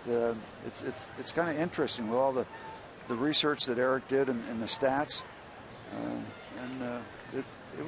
it's an interesting chapter of the book to read about before that year and after that year, and it was just one of those years. I got to that chapter last night. As a matter of fact, the numbers, even for somebody who's around baseball every day, like the numbers were amazing. I mean, I was familiar with some of them, but not to the extent that you would have in the book. It's just incredible. Yeah, it's an interesting subject. And then, of course, the next year they lowered the mound, and that was supposed to correct everything, and it pretty much did. But the thing was, and that pitch is in for a call, 3rd strike, and AJ's dealing. So AJ He's pitching like 1968 right now. It is. Beautiful pitch here. Curveball just bends in and just locks him up right there. The thing was, the interesting thing, 1968, those great pitching numbers, the mound was just as high in 1967, but it didn't happen like that in 67. I don't know if there's still an answer. Here's Roger Bernardino. Well, was it a big adjustment the next year when they lowered the mound? I didn't think so. No? Did you notice much? No. Denny McLain went from 31 wins to 24. Gibson, I'm sure, was still good. The 1-0. That's fouled off. Bob Gibson was just absolutely dynamic. So good. What a great athlete. Here's another guy like Clendenin who could have played pro football, pro basketball, chose pro baseball, and the rest is history for this Hall of Famer. Yeah. So good. So good. Now, I had to hit him on purpose one time. Go back to the subject. I hope we have time. You can tell us that. Nope. Willie Stargell hit a home run off him in the 1st inning, so next time up, he drills Willie right in the ribs. So I'm sitting next to Danny Murtaugh, and Danny looks over to me, and I said, yeah, okay, I know. Took me 3 pitches, but I got him. Hit him in the backside. He put the bat down, went down to first base, and that was the end of it. And after the game, you didn't admit you hit him on purpose. Didn't have to. There's a good stab by Burnett. And the Nationals are done in order. We are at stretch time, middle of the 7th. Pirates 2, Nationals 2. Time for the 7th inning stretch. We invite you now.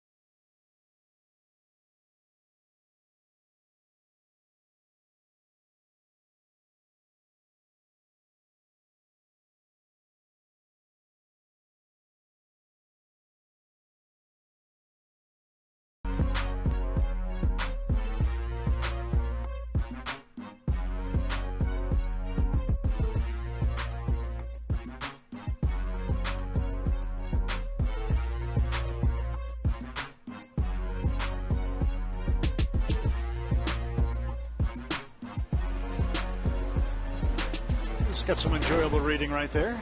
Yeah. Thanks to the AGH Can for capturing those pictures for us all around PNC Park as we move to the bottom of the 7th inning. It's a 2-2 ball game. 3 of the 4 runs in tonight's game have come via solo home runs. Wilson Ramos got the scoring going in the 3rd inning with the leadoff solo shot. The Nationals would get another run in the 4th. Bryce Harper a leadoff double, and Rick Ankiel a 2-out base hit would get him in. And in the 4th inning, Andrew McCutchen led off with his first homer of the year. Garrett Jones, his 4th. Solo home runs in the 4th. And that's where we are at 2-2. And Casey McGee out in front of Edwin Jackson. 2 of the 3 Pirate hits have left the yard. It's not going to take much offense tonight. And as advertised, a whole lot of pitching going on. And there's a chance it's going to continue for the next 2 nights after tonight.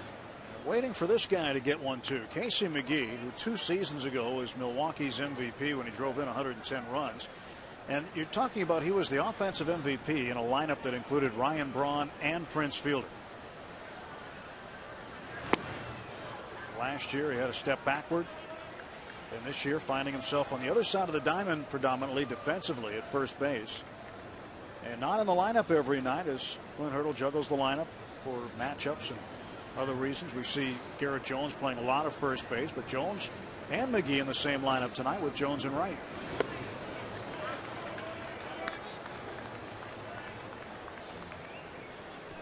Well, Clint Hurdle's been through these kind of ball games before. 1 point for either team is going to be huge.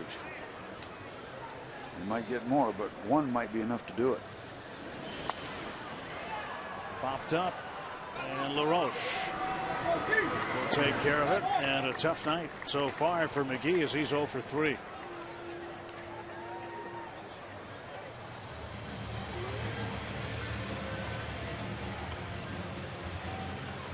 A.J. Burnett bouncing back, pitching extremely well and extremely efficiently.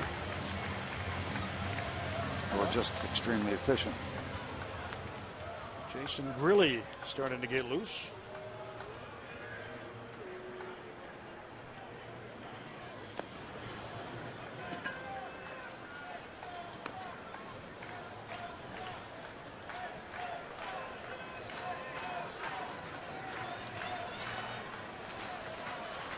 Garrett Jones 1 for 2. Up in the air to left near the line. Roger Bernardina retires him, and there are 2 down. I'll tell you, this thing is moving. This is a moving baseball game.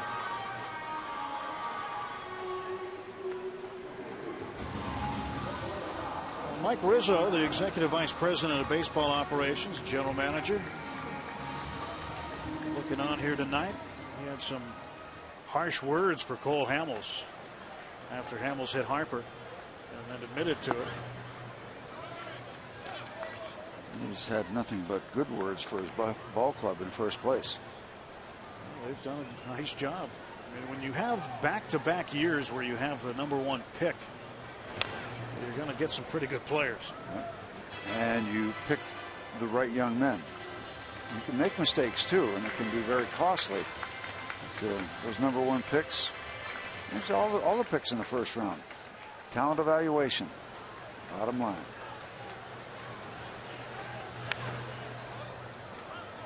One and 2 now to Clint Barmas. Steven Strasburg will be throwing the ball on Thursday night. If you haven't seen him pitch in person, it's worth the trip. 1-2. And Barmas down the left field line. In fact, the debut that he made, Jeff Karstens was the opposition that night for the Pirates. And the next night, Brad Lincoln made his major league debut, and there was probably 90% fewer media in the house. We showed up. There were sets set up along the field.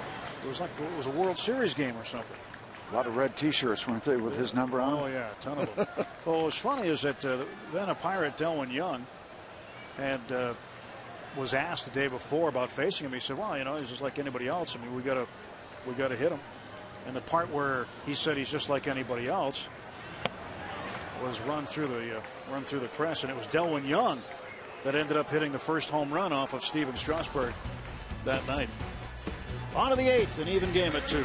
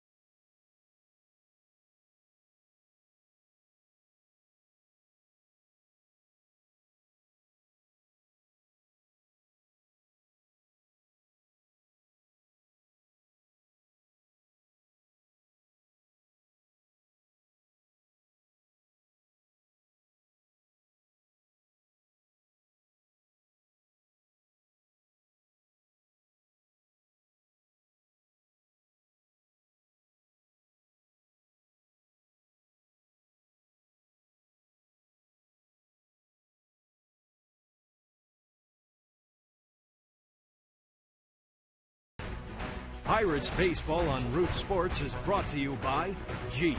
Visit Jeep.com to learn more. By AT&T, the nation's largest 4G network. AT&T, rethink possible. And by Levin Furniture. For the best deal on Tempur-Pedic mattresses, shop Levin's. Let's go Bucks! Gorgeous night in the Berg. As we head to the 8th inning. Overlooking the Allegheny River. Just a beautiful sight. That's what everybody says when they come to this ballpark. Best backdrop in baseball, without question.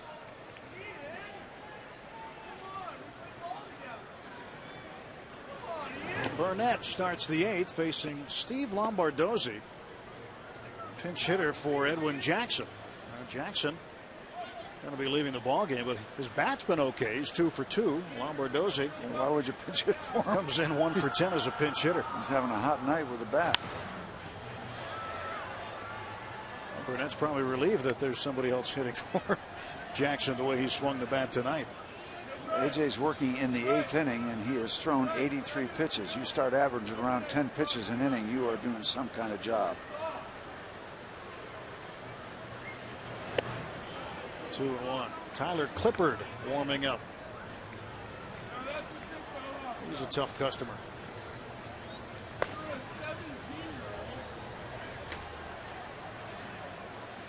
So 2-1 count. Burnett facing Lombardozzi. Got the corner. Well, if you're in this ballpark and you're liking pitching, you're having yourself a good time. And AJ gets the call.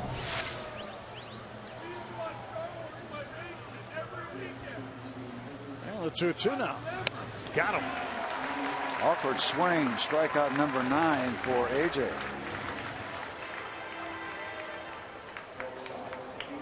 This Sunday, you can celebrate Mother's Day at the ballpark when the Bucks take on the Astros at 1:35. All moms receive a Neil Walker pink accent home jersey, and all kids 14 and under receive a Neil Walker replica home jersey, all courtesy of Chevrolet.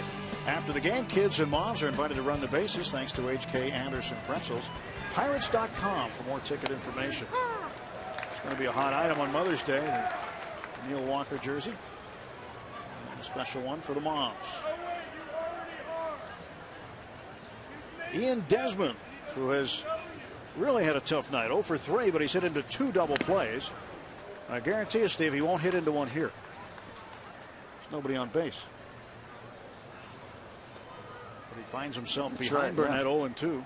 He's ahead of the game right now.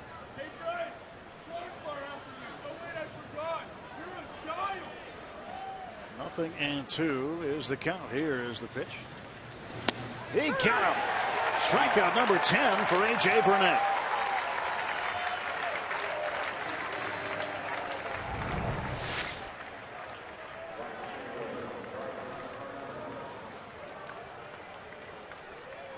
He increases his season high now from 9 to 10.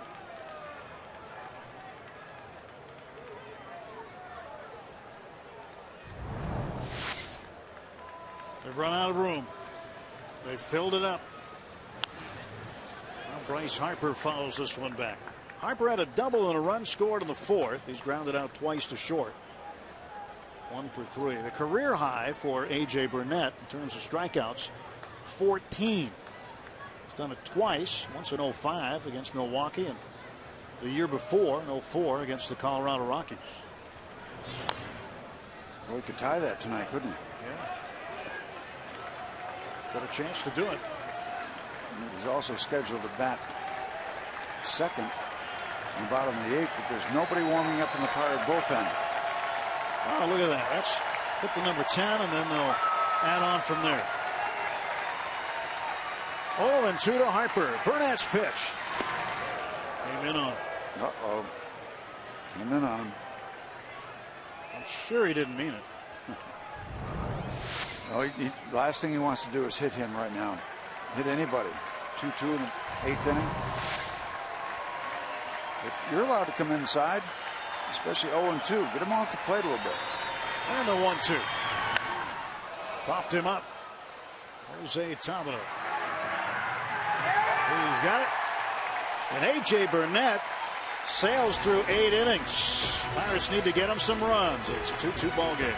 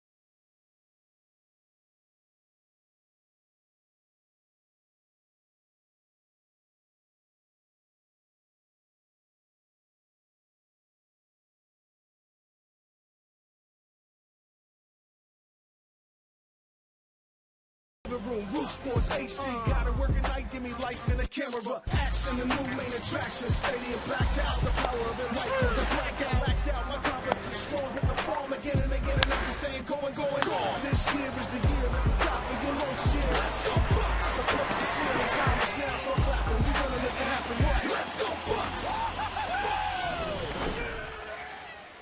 A.J. Burnett, it's the 20th time in his career he has struck out 10 or more.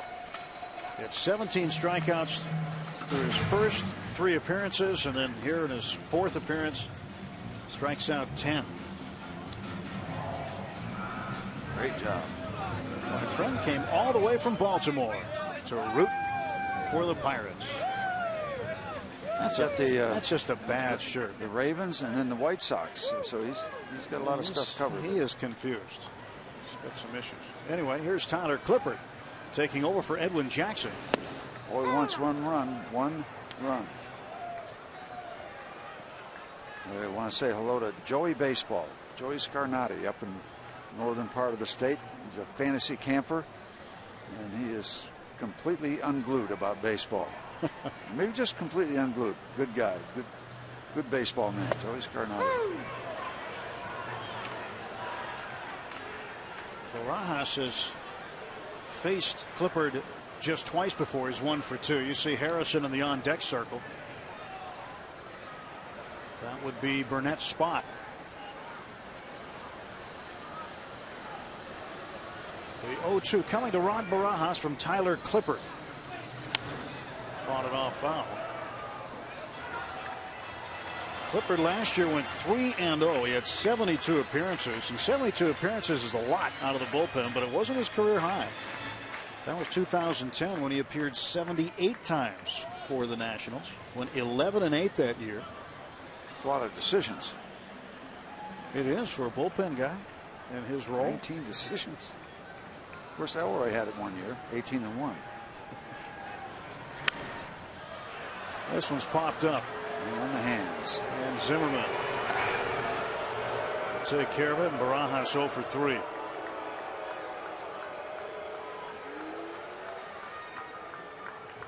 So A.J. Burnett is all done. 8 innings. 6 hits, 2 earned runs, 1 walk. And for the 20th time in his career, 10 or more strikeouts. So 10 Ks tonight. A quality start indeed.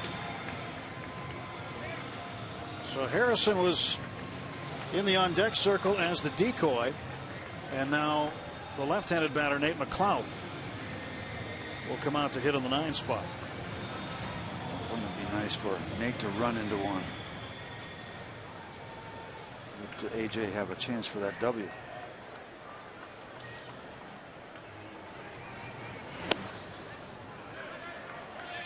McLeod is 3 for 9 against Clippard, and he does have a home run. One of his 3 hits was a home run, a solo shot. It's possible then. Proving that.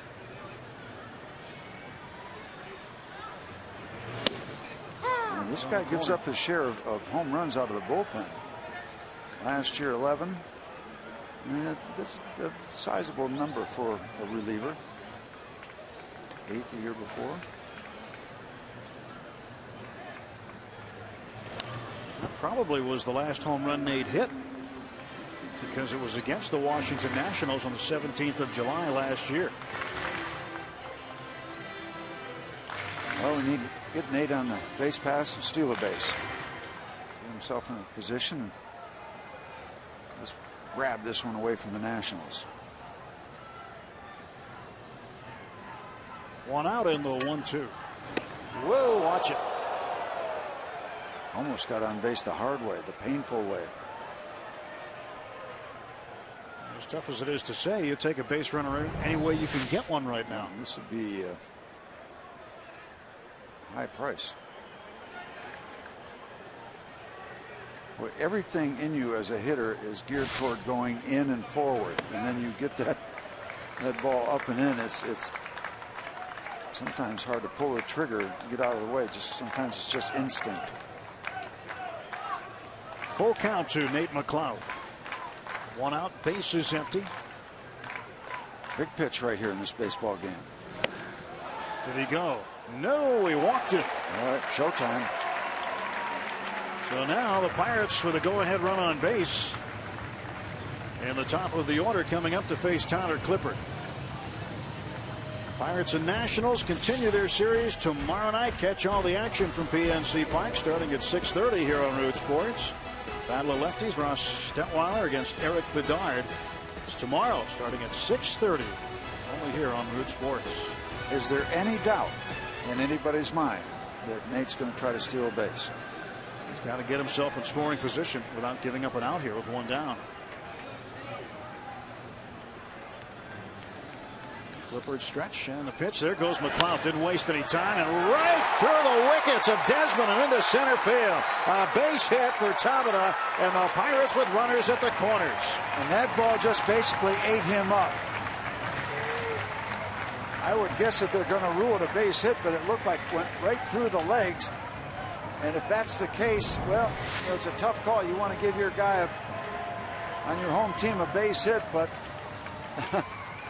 I wouldn't be surprised if it's charged in there. The main thing is the Pirates are in business. The Pirates are in business. Let's make it happen. Well, that's one of those plays, Steve, that you hate to see if you're the base runner, and especially if you're the hitter, because the base runner moves that shortstop into the position where base hit up the middle can be taken away and turned into 2. But that time, it worked out for the Pirates, and now Neil Walker has a great RBI chance. They're still not given an official ruling on whether that's a hit or an error. They did. E6. They did. Yep. And wow, that's an easy double play if he gets the glove on it. Easy, the easiest of double plays. And this one in the air to right field. This will get McLouth in. Harper the catch. McLouth has to hurry. And down to second base goes Jose Tabata. And Neil Walker drives in the go-ahead run. It's 3-2 Pirates. All starts with a free pass. Pirates cash it in. And Bryce Harper just unloads it, maybe unwisely. Yeah, that ball's got to go to second base. Yep. He'll learn. That's one of the things about being a youngster. He's got to get that ball into second base to prevent Jose from getting into scoring position, but certainly the Pirates will take this mistake. Yeah, well, you know, yeah, AJ is now eligible for the win, so that's the good news. You know, in the big picture, what's he really got to lose? You know, there's one more inning. What if he makes a spectacular throw, or the runner stumbles coming in? I don't know how important this secondary run at second base is, but yeah, in most normal situations, obviously you want to hit the cutoff man so the Pirates don't get a chance to add on with a base hit. But the big picture, Pirates are ahead. McCutchen, who drilled a home run in the 4th inning, is 1 for 2. Big at bat for Neil Walker. Great job to go down and pick that ball up and send it to deep right field. Walker's 9th RBI.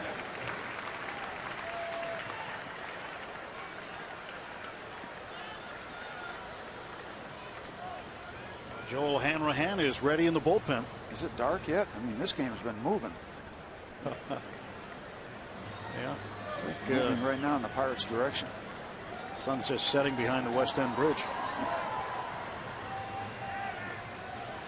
Let's add on. We're going to give us that extra 90 feet.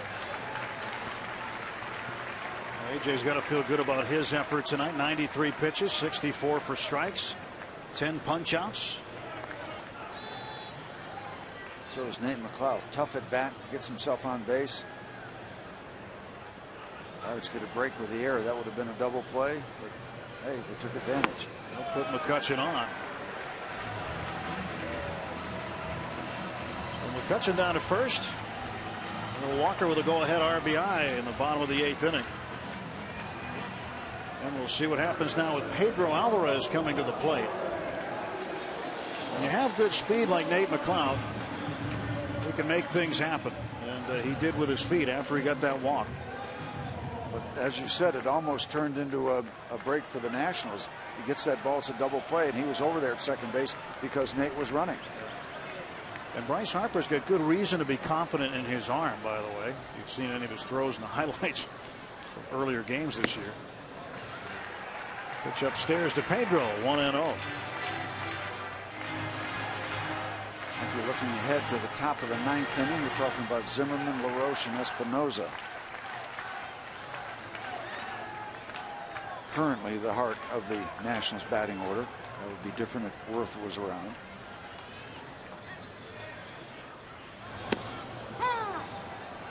Off speed, in for a strike. Alvarez 0 for 2 in his career against Clippard.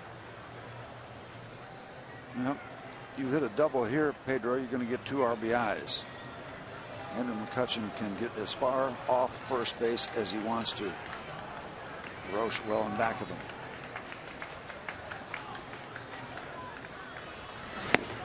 That's a fastball with a lot of separation from the previous 79-mile-an-hour off-speed pitch up to 91. And Pedro goes upstairs and comes down empty. So ball and 2 strikes now to Pedro. Talbot at second base, McCutchen at first, 2 down.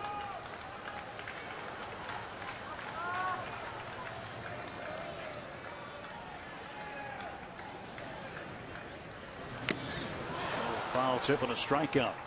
Pirates get the go-ahead run. Neil Walker's sacrifice fly drives in Nate McLeod. We'll go to the 9th. It's hammer time. 3-2 Bucks.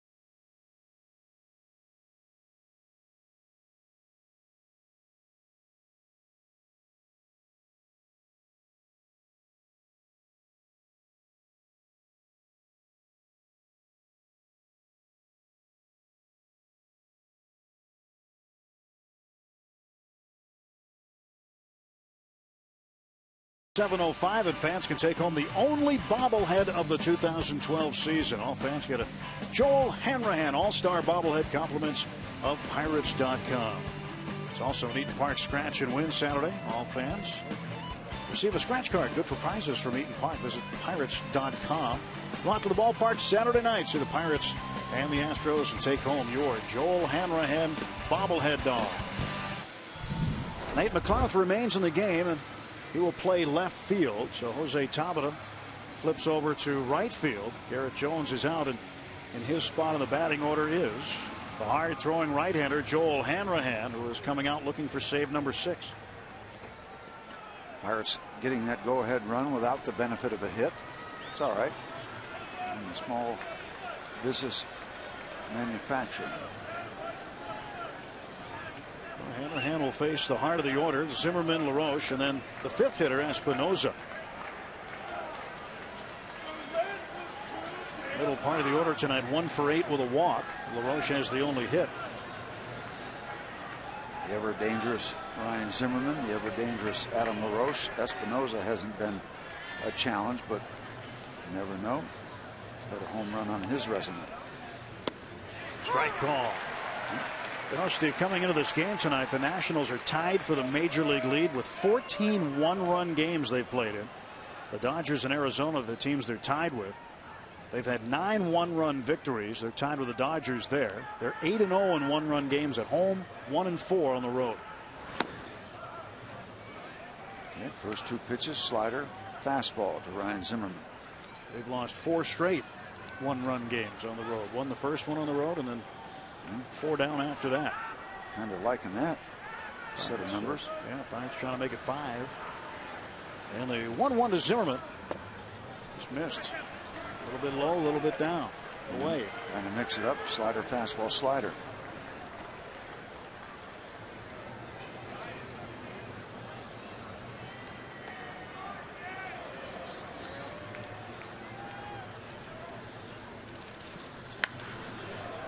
Him up, fouling out of play, evens the count at 2-2.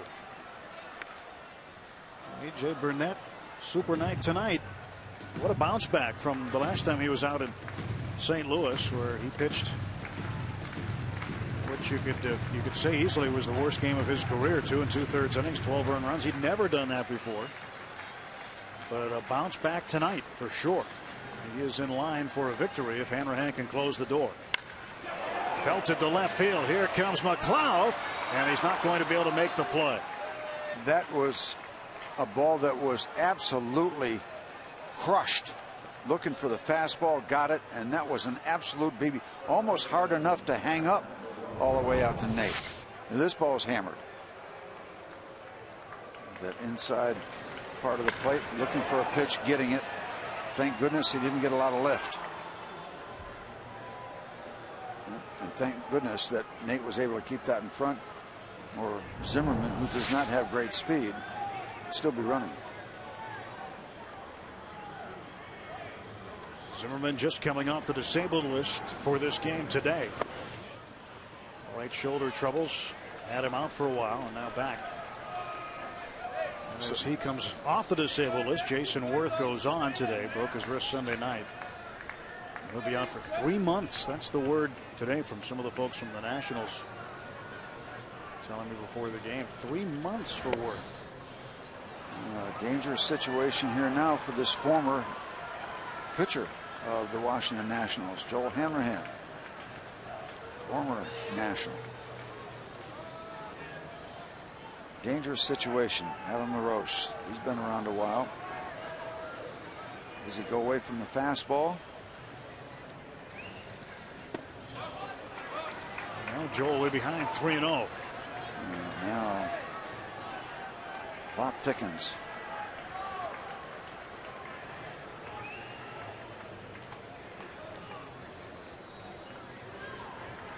Is this the second or third? This is the third time that LaRoche has been 3-0. That's right. First time he got the green light.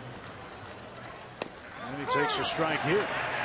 Well, that was a good one. That wasn't just a strike. That was right on the inside corner. It was not going to be much that Adam was going to do with this one.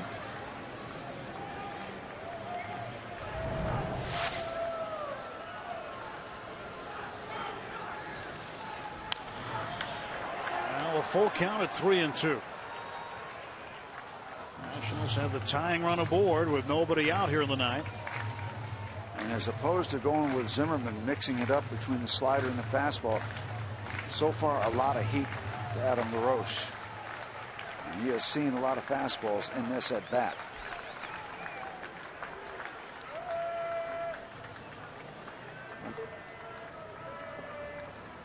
It's part of the way that Joel Hanrahan makes his living. A great fastball. Payoff to center field and deep. Back goes McCutchen, and this one is gone. A 3-2 pitch, a 2-run home run. And Joel Hanrahan has his first blown save of 2012. The Nationals now with a 4-3 lead. Adam LaRoche with his 5th home run. A lot of fastballs in that at bat, and you know that's said after the fact. You're going with your best pitch. You know, the slider's a good pitch for Joel, but the fastball is the way he makes his living, and Adam LaRoche simply caught up to it. And Ray Searage wants time. He wants to come out and talk to the Hammer as the Pirates bullpen now starts to scramble behind him.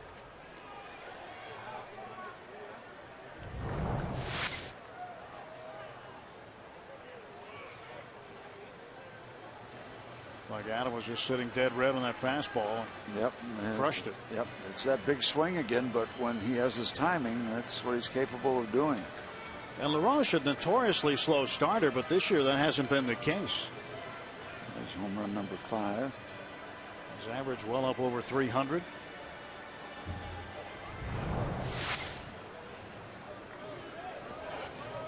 Brings a smile to everybody in that dugout, as you would expect. Well, Danny Espinosa had a tough night at the plate, 0 for 3, 2 strikeouts. Tony Watson has been called upon to start loosening up for the Pirates out in the bullpen.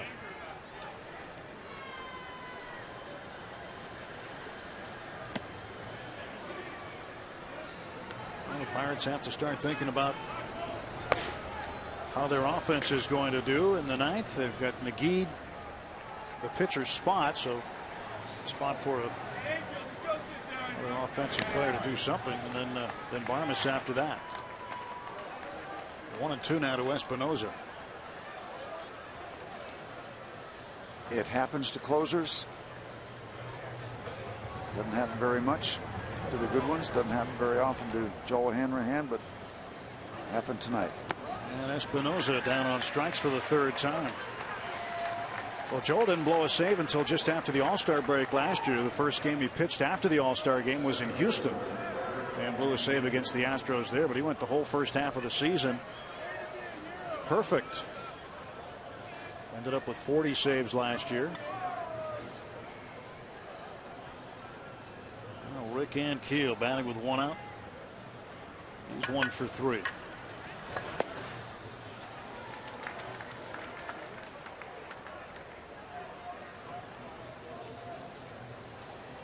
And Joel will be the first one to tell you that it just feels awful because now the great effort by A.J. Burnett goes by the boards in terms of the numbers. Not to take anything away from his performance. He was terrific, but he will not come away with a win. And that's probably going to bother Joel Hanrahan as much as anything. 0-2 pitch. Little tapper to the right side. Weird hop from McGee, and he'll tag a sliding Ankiel. 2 men out now for Washington. Ball had a mind of its own. Yep, a lot of English on that. A lot of spin. It's going to come back and go sideways on Casey, and that's what happens with that spin. Gets him up on the shoulder. Well, Clint Hurdle's coming out. He's taking the ball from Joel Hanrahan, a sight that is uncommon to see Joel Hanrahan leaving a game before it's over. So the Pirates will go to the bullpen. They will call on left-hander Tony Watson to get the final out on the top of the 9th inning. 2-run home run by Adam LaRoche makes it 4-3 Nationals.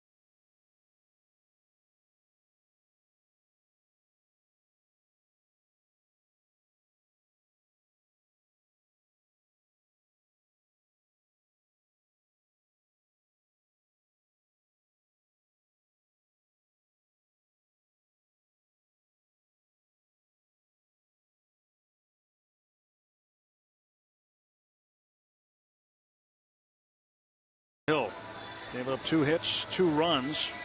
Single to Zimmerman to lead things off that was smashed to left field. And LaRoche with the home run. And after 2 outs, Tony Watson will come on. And he will face Wilson Ramos. Trying to get the final out of the top of the 9th inning. Pirates now down by a run. Neil Walker have got the Pirates a 3-2 lead with a sacrifice fly, scoring Nate McLeod from the bottom of the 8th. Things were going along well, but a rough start to the top of the 9th. And a ground ball into left field. And Tony Watson's outing starts in a rough manner. Second hit of the night for Ramos. He had a solo home run back in the 3rd.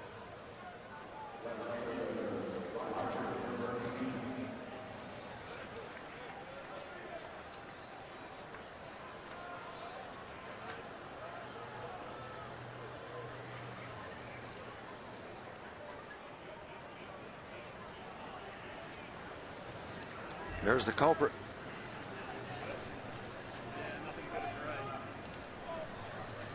That, oh, that was okay. I looked at the red hair. Okay, there's LaRoche. Chad Tracy was the guy you saw before. Not so red. No, there's the culprit. Roger Bernardina at the plate. 2 down. And a man on, and Watson trying to get the left-hander here.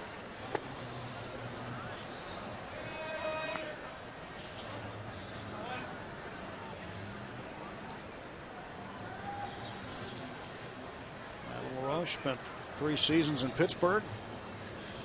And with the Braves, Red Sox, Diamondbacks. Watch out, right over the dugout into the seats. For strike 2.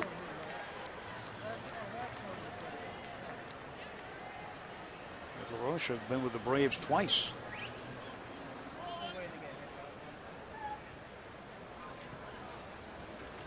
Brother Andy played here in Pittsburgh as well. Andy now in the Cleveland organization.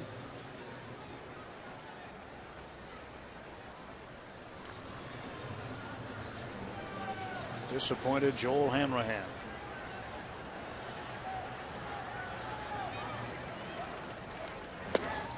Strike 3 called, and Bernardina down on strikes. So we'll go to the bottom of the 9th inning.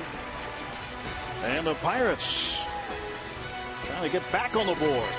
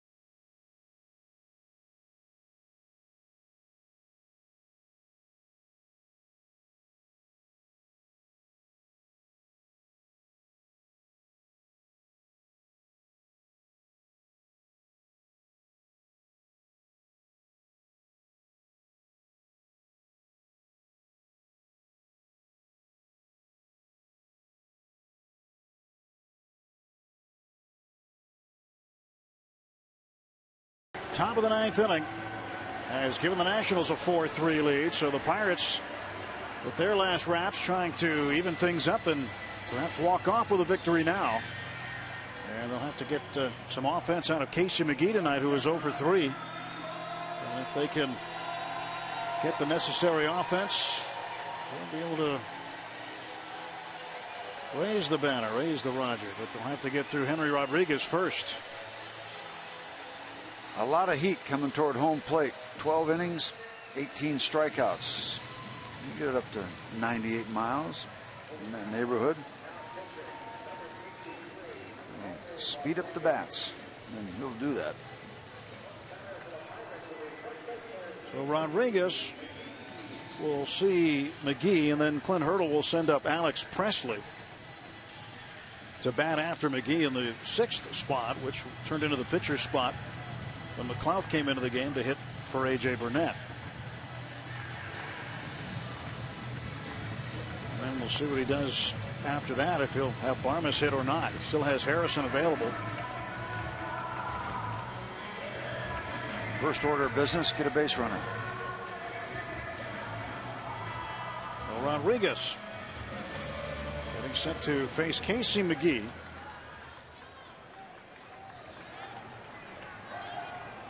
McGee's faced him only once. He's got a hit off him. 1 for 1. The outfielders for the Nationals, as you would guess, extremely deep. Cut off any balls that might hit the gap. Rodriguez first pitch, and McGee swings and misses at some serious heat.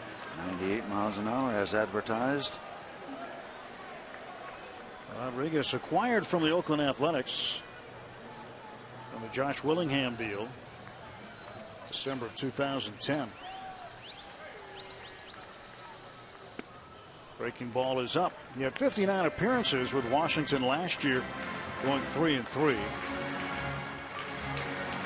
Most appearances he's had prior to that was in 2010, 29 with the Oakland Athletics. Made his debut in 2009 with the A's in just 3 games. 1-1 to Casey McGee. And McGee in the air to right. On the track is Harper. He comes back for it. Third time tonight McGee has flied to right.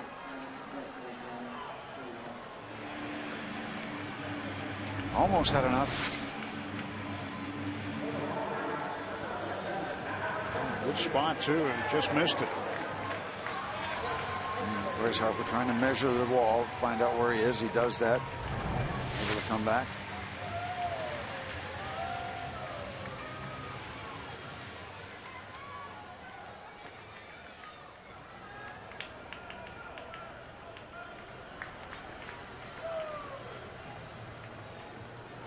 Alex Presley.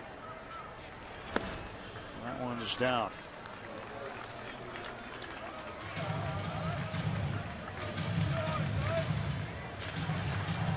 Clippard goes an inning, giving up what I'm assuming is an unearned run, and the Pirates took the lead as a result of that error. 1-0 pitch. Presley fouls it off. 1-1. Alex trying to catch up with something at 97 miles an hour. Coming off the bench, sitting for that long, and on top of that, no batting practice. Hard to catch up with 97 anytime, but you add those two factors and make it any easier.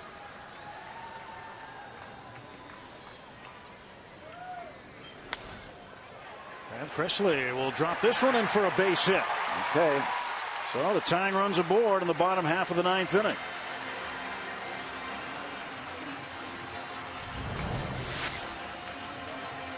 Good job for Alex coming off the bench cold, getting himself on base with his speed. Games begin. By the way, just a footnote, you might want to double check this. Thought I saw up on the scoreboard Josh Hamilton hitting 4 home runs tonight. Yeah, Josh Hamilton, a big night for the Rangers.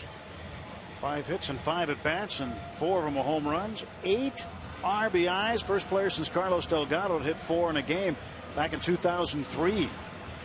So Hamilton with a huge night offensively, and Texas leading Baltimore 10-3 in the bottom of the 8th inning.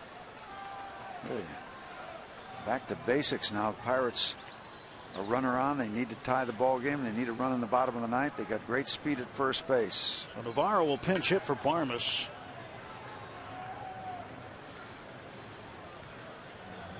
Hit a home run on April 30th at Atlanta. He tucked it down in the left field corner for his first National League home run. He's been in the American League with Boston and Kansas City prior to coming to the Pirates this year. Well, you'd love to get Joel Hanrahan off the hook. You know, he's done the job for the Pirates so many times. He deserves to have them come back and get him off that hook. You want to win this ball game. That'd be some good payback for all the good things he has done. Get him off the hook. Hanrahan hoping Navarro can come through here with Presley at first base. Presley with great speed. And everybody in that Pirate dugout knows what Joel Hanrahan has done for this ball club.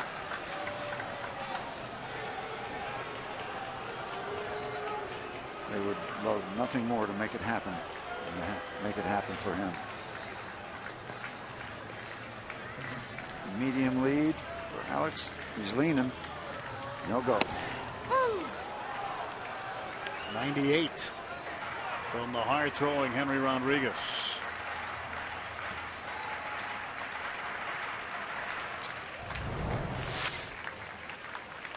speed.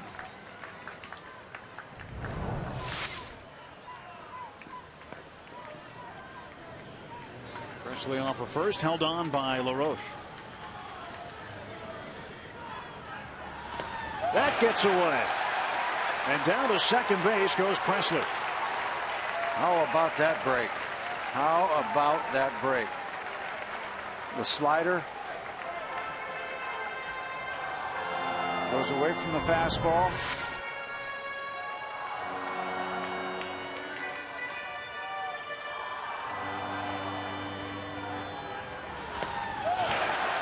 Well, a wild pitch puts the tying run in scoring position now. Might have got a piece of the plate that made it skip by the catcher, but it didn't look like Ramos did the proper technique, the excellent technique of just getting as much of the body in front as he could. Glanced off the side, and a huge break for the Pirates.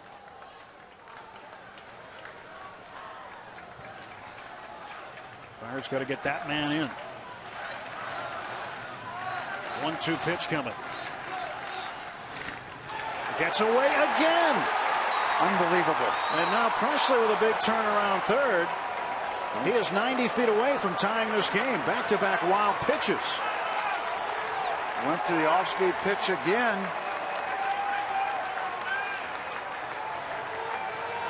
Now the thing is, will Rodriguez have confidence in coming back with anything but a fastball? Now as a pitcher, you get a little antsy now. Can I afford to throw a breaking ball?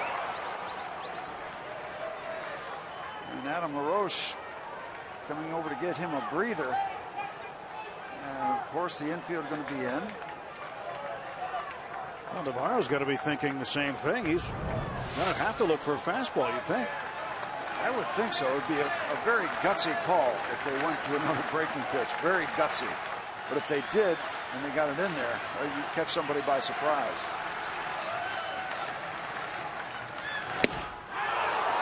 Blew it by him at 99. Jamaica Navarro goes down swinging. And now the Pirates down to their final out. Is this ball out of the strike zone? Well, according to that grid, not by much, but well, doesn't matter. Swung and missed that.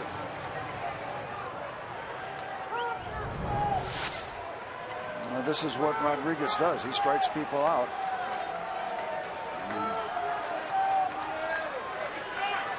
So Barajas remains the last hope for the Pirates tonight. Can he get Presley in?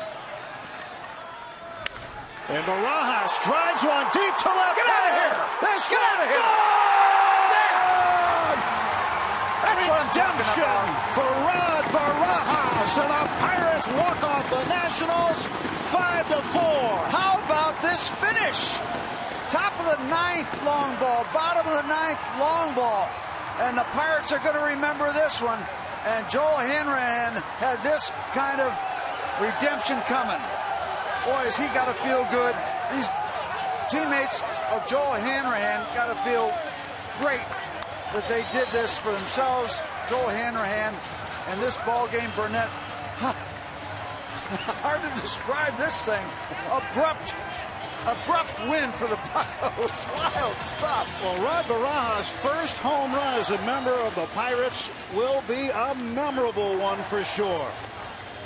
And certainly Clint Hurdle has meaning in that embrace. He knows that Rod has had a very, very difficult beginning to his season offensively. But fittingly for Rod Barajas, he is a significant character in this ball game tonight. That's incredible. That's incredible. This ninth inning, nothing happening offensively till the ninth inning. You get all this action.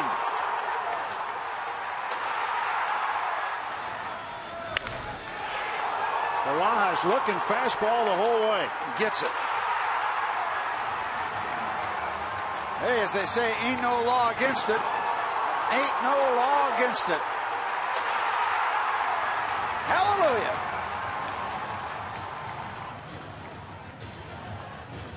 Rod Barajas with his third career walk-off homer. And the Pirates win it here tonight by a 5-4 score.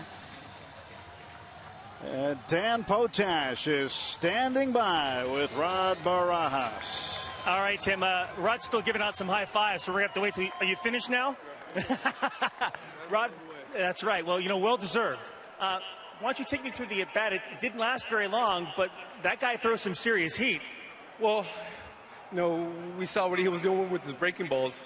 He was bouncing them in the dirt, and I felt like he was going to be aggressive, throw hard, and just wanted to get ready. Boom! How about that? From your starting pitcher, none less. I saw it coming, but I had to let it happen. Absolutely. So let me pick this up once again. The at-bat, lots of fastballs reaching the upper 90s, but you still put one in the seat. Well, I'm a fastball hitter, so I need to go up there, stick with my strength, and when I see a hitter that's over the plate, I need to swing. I need to let it go, and hopefully we'll have those results more often. What does this do for your confidence? I know that the start offensively for you has not been what you've wanted, but this is kind of something that could maybe jumpstart you. I hope so. I've been working hard, trying to figure out how to get back to where I need to be. Clint, Richie, they've all been busting their tails trying to get me back, and I feel my swings coming around, and hopefully this is a sign to come. Despite the shaving cream pie, your thoughts on what A.J. Burnett was able to do tonight? 10 strikeouts for the 20th time in his career. A way to bounce back after what happened in St. Louis last week. Well, he did great. That's what veteran guys do. They have a tough one. They can't wait to go back out there in 5 days and end the game on a good note. He was aggressive, throwing the fastball. Later on in the game, we really relied on the curveball. He had a great one today. And he gave us a chance to win. He did an awesome job. White looks good on you. Thanks for the time. Thank you. Appreciate it. Right. How about that, Tim? The Buccos with a nail-biter, but a fun win nonetheless. Absolutely, Dan. Thank you very much. Bombs away for Rod Barajas. He gets his 3rd career walk-off homer, his first as a Pirate, and the Buccos knock off the Washington Nationals by a score of 5-4 in Game 1 of this 3-game set. Let's throw over to our post-game guys right now, Rob King and Kent Tekulve.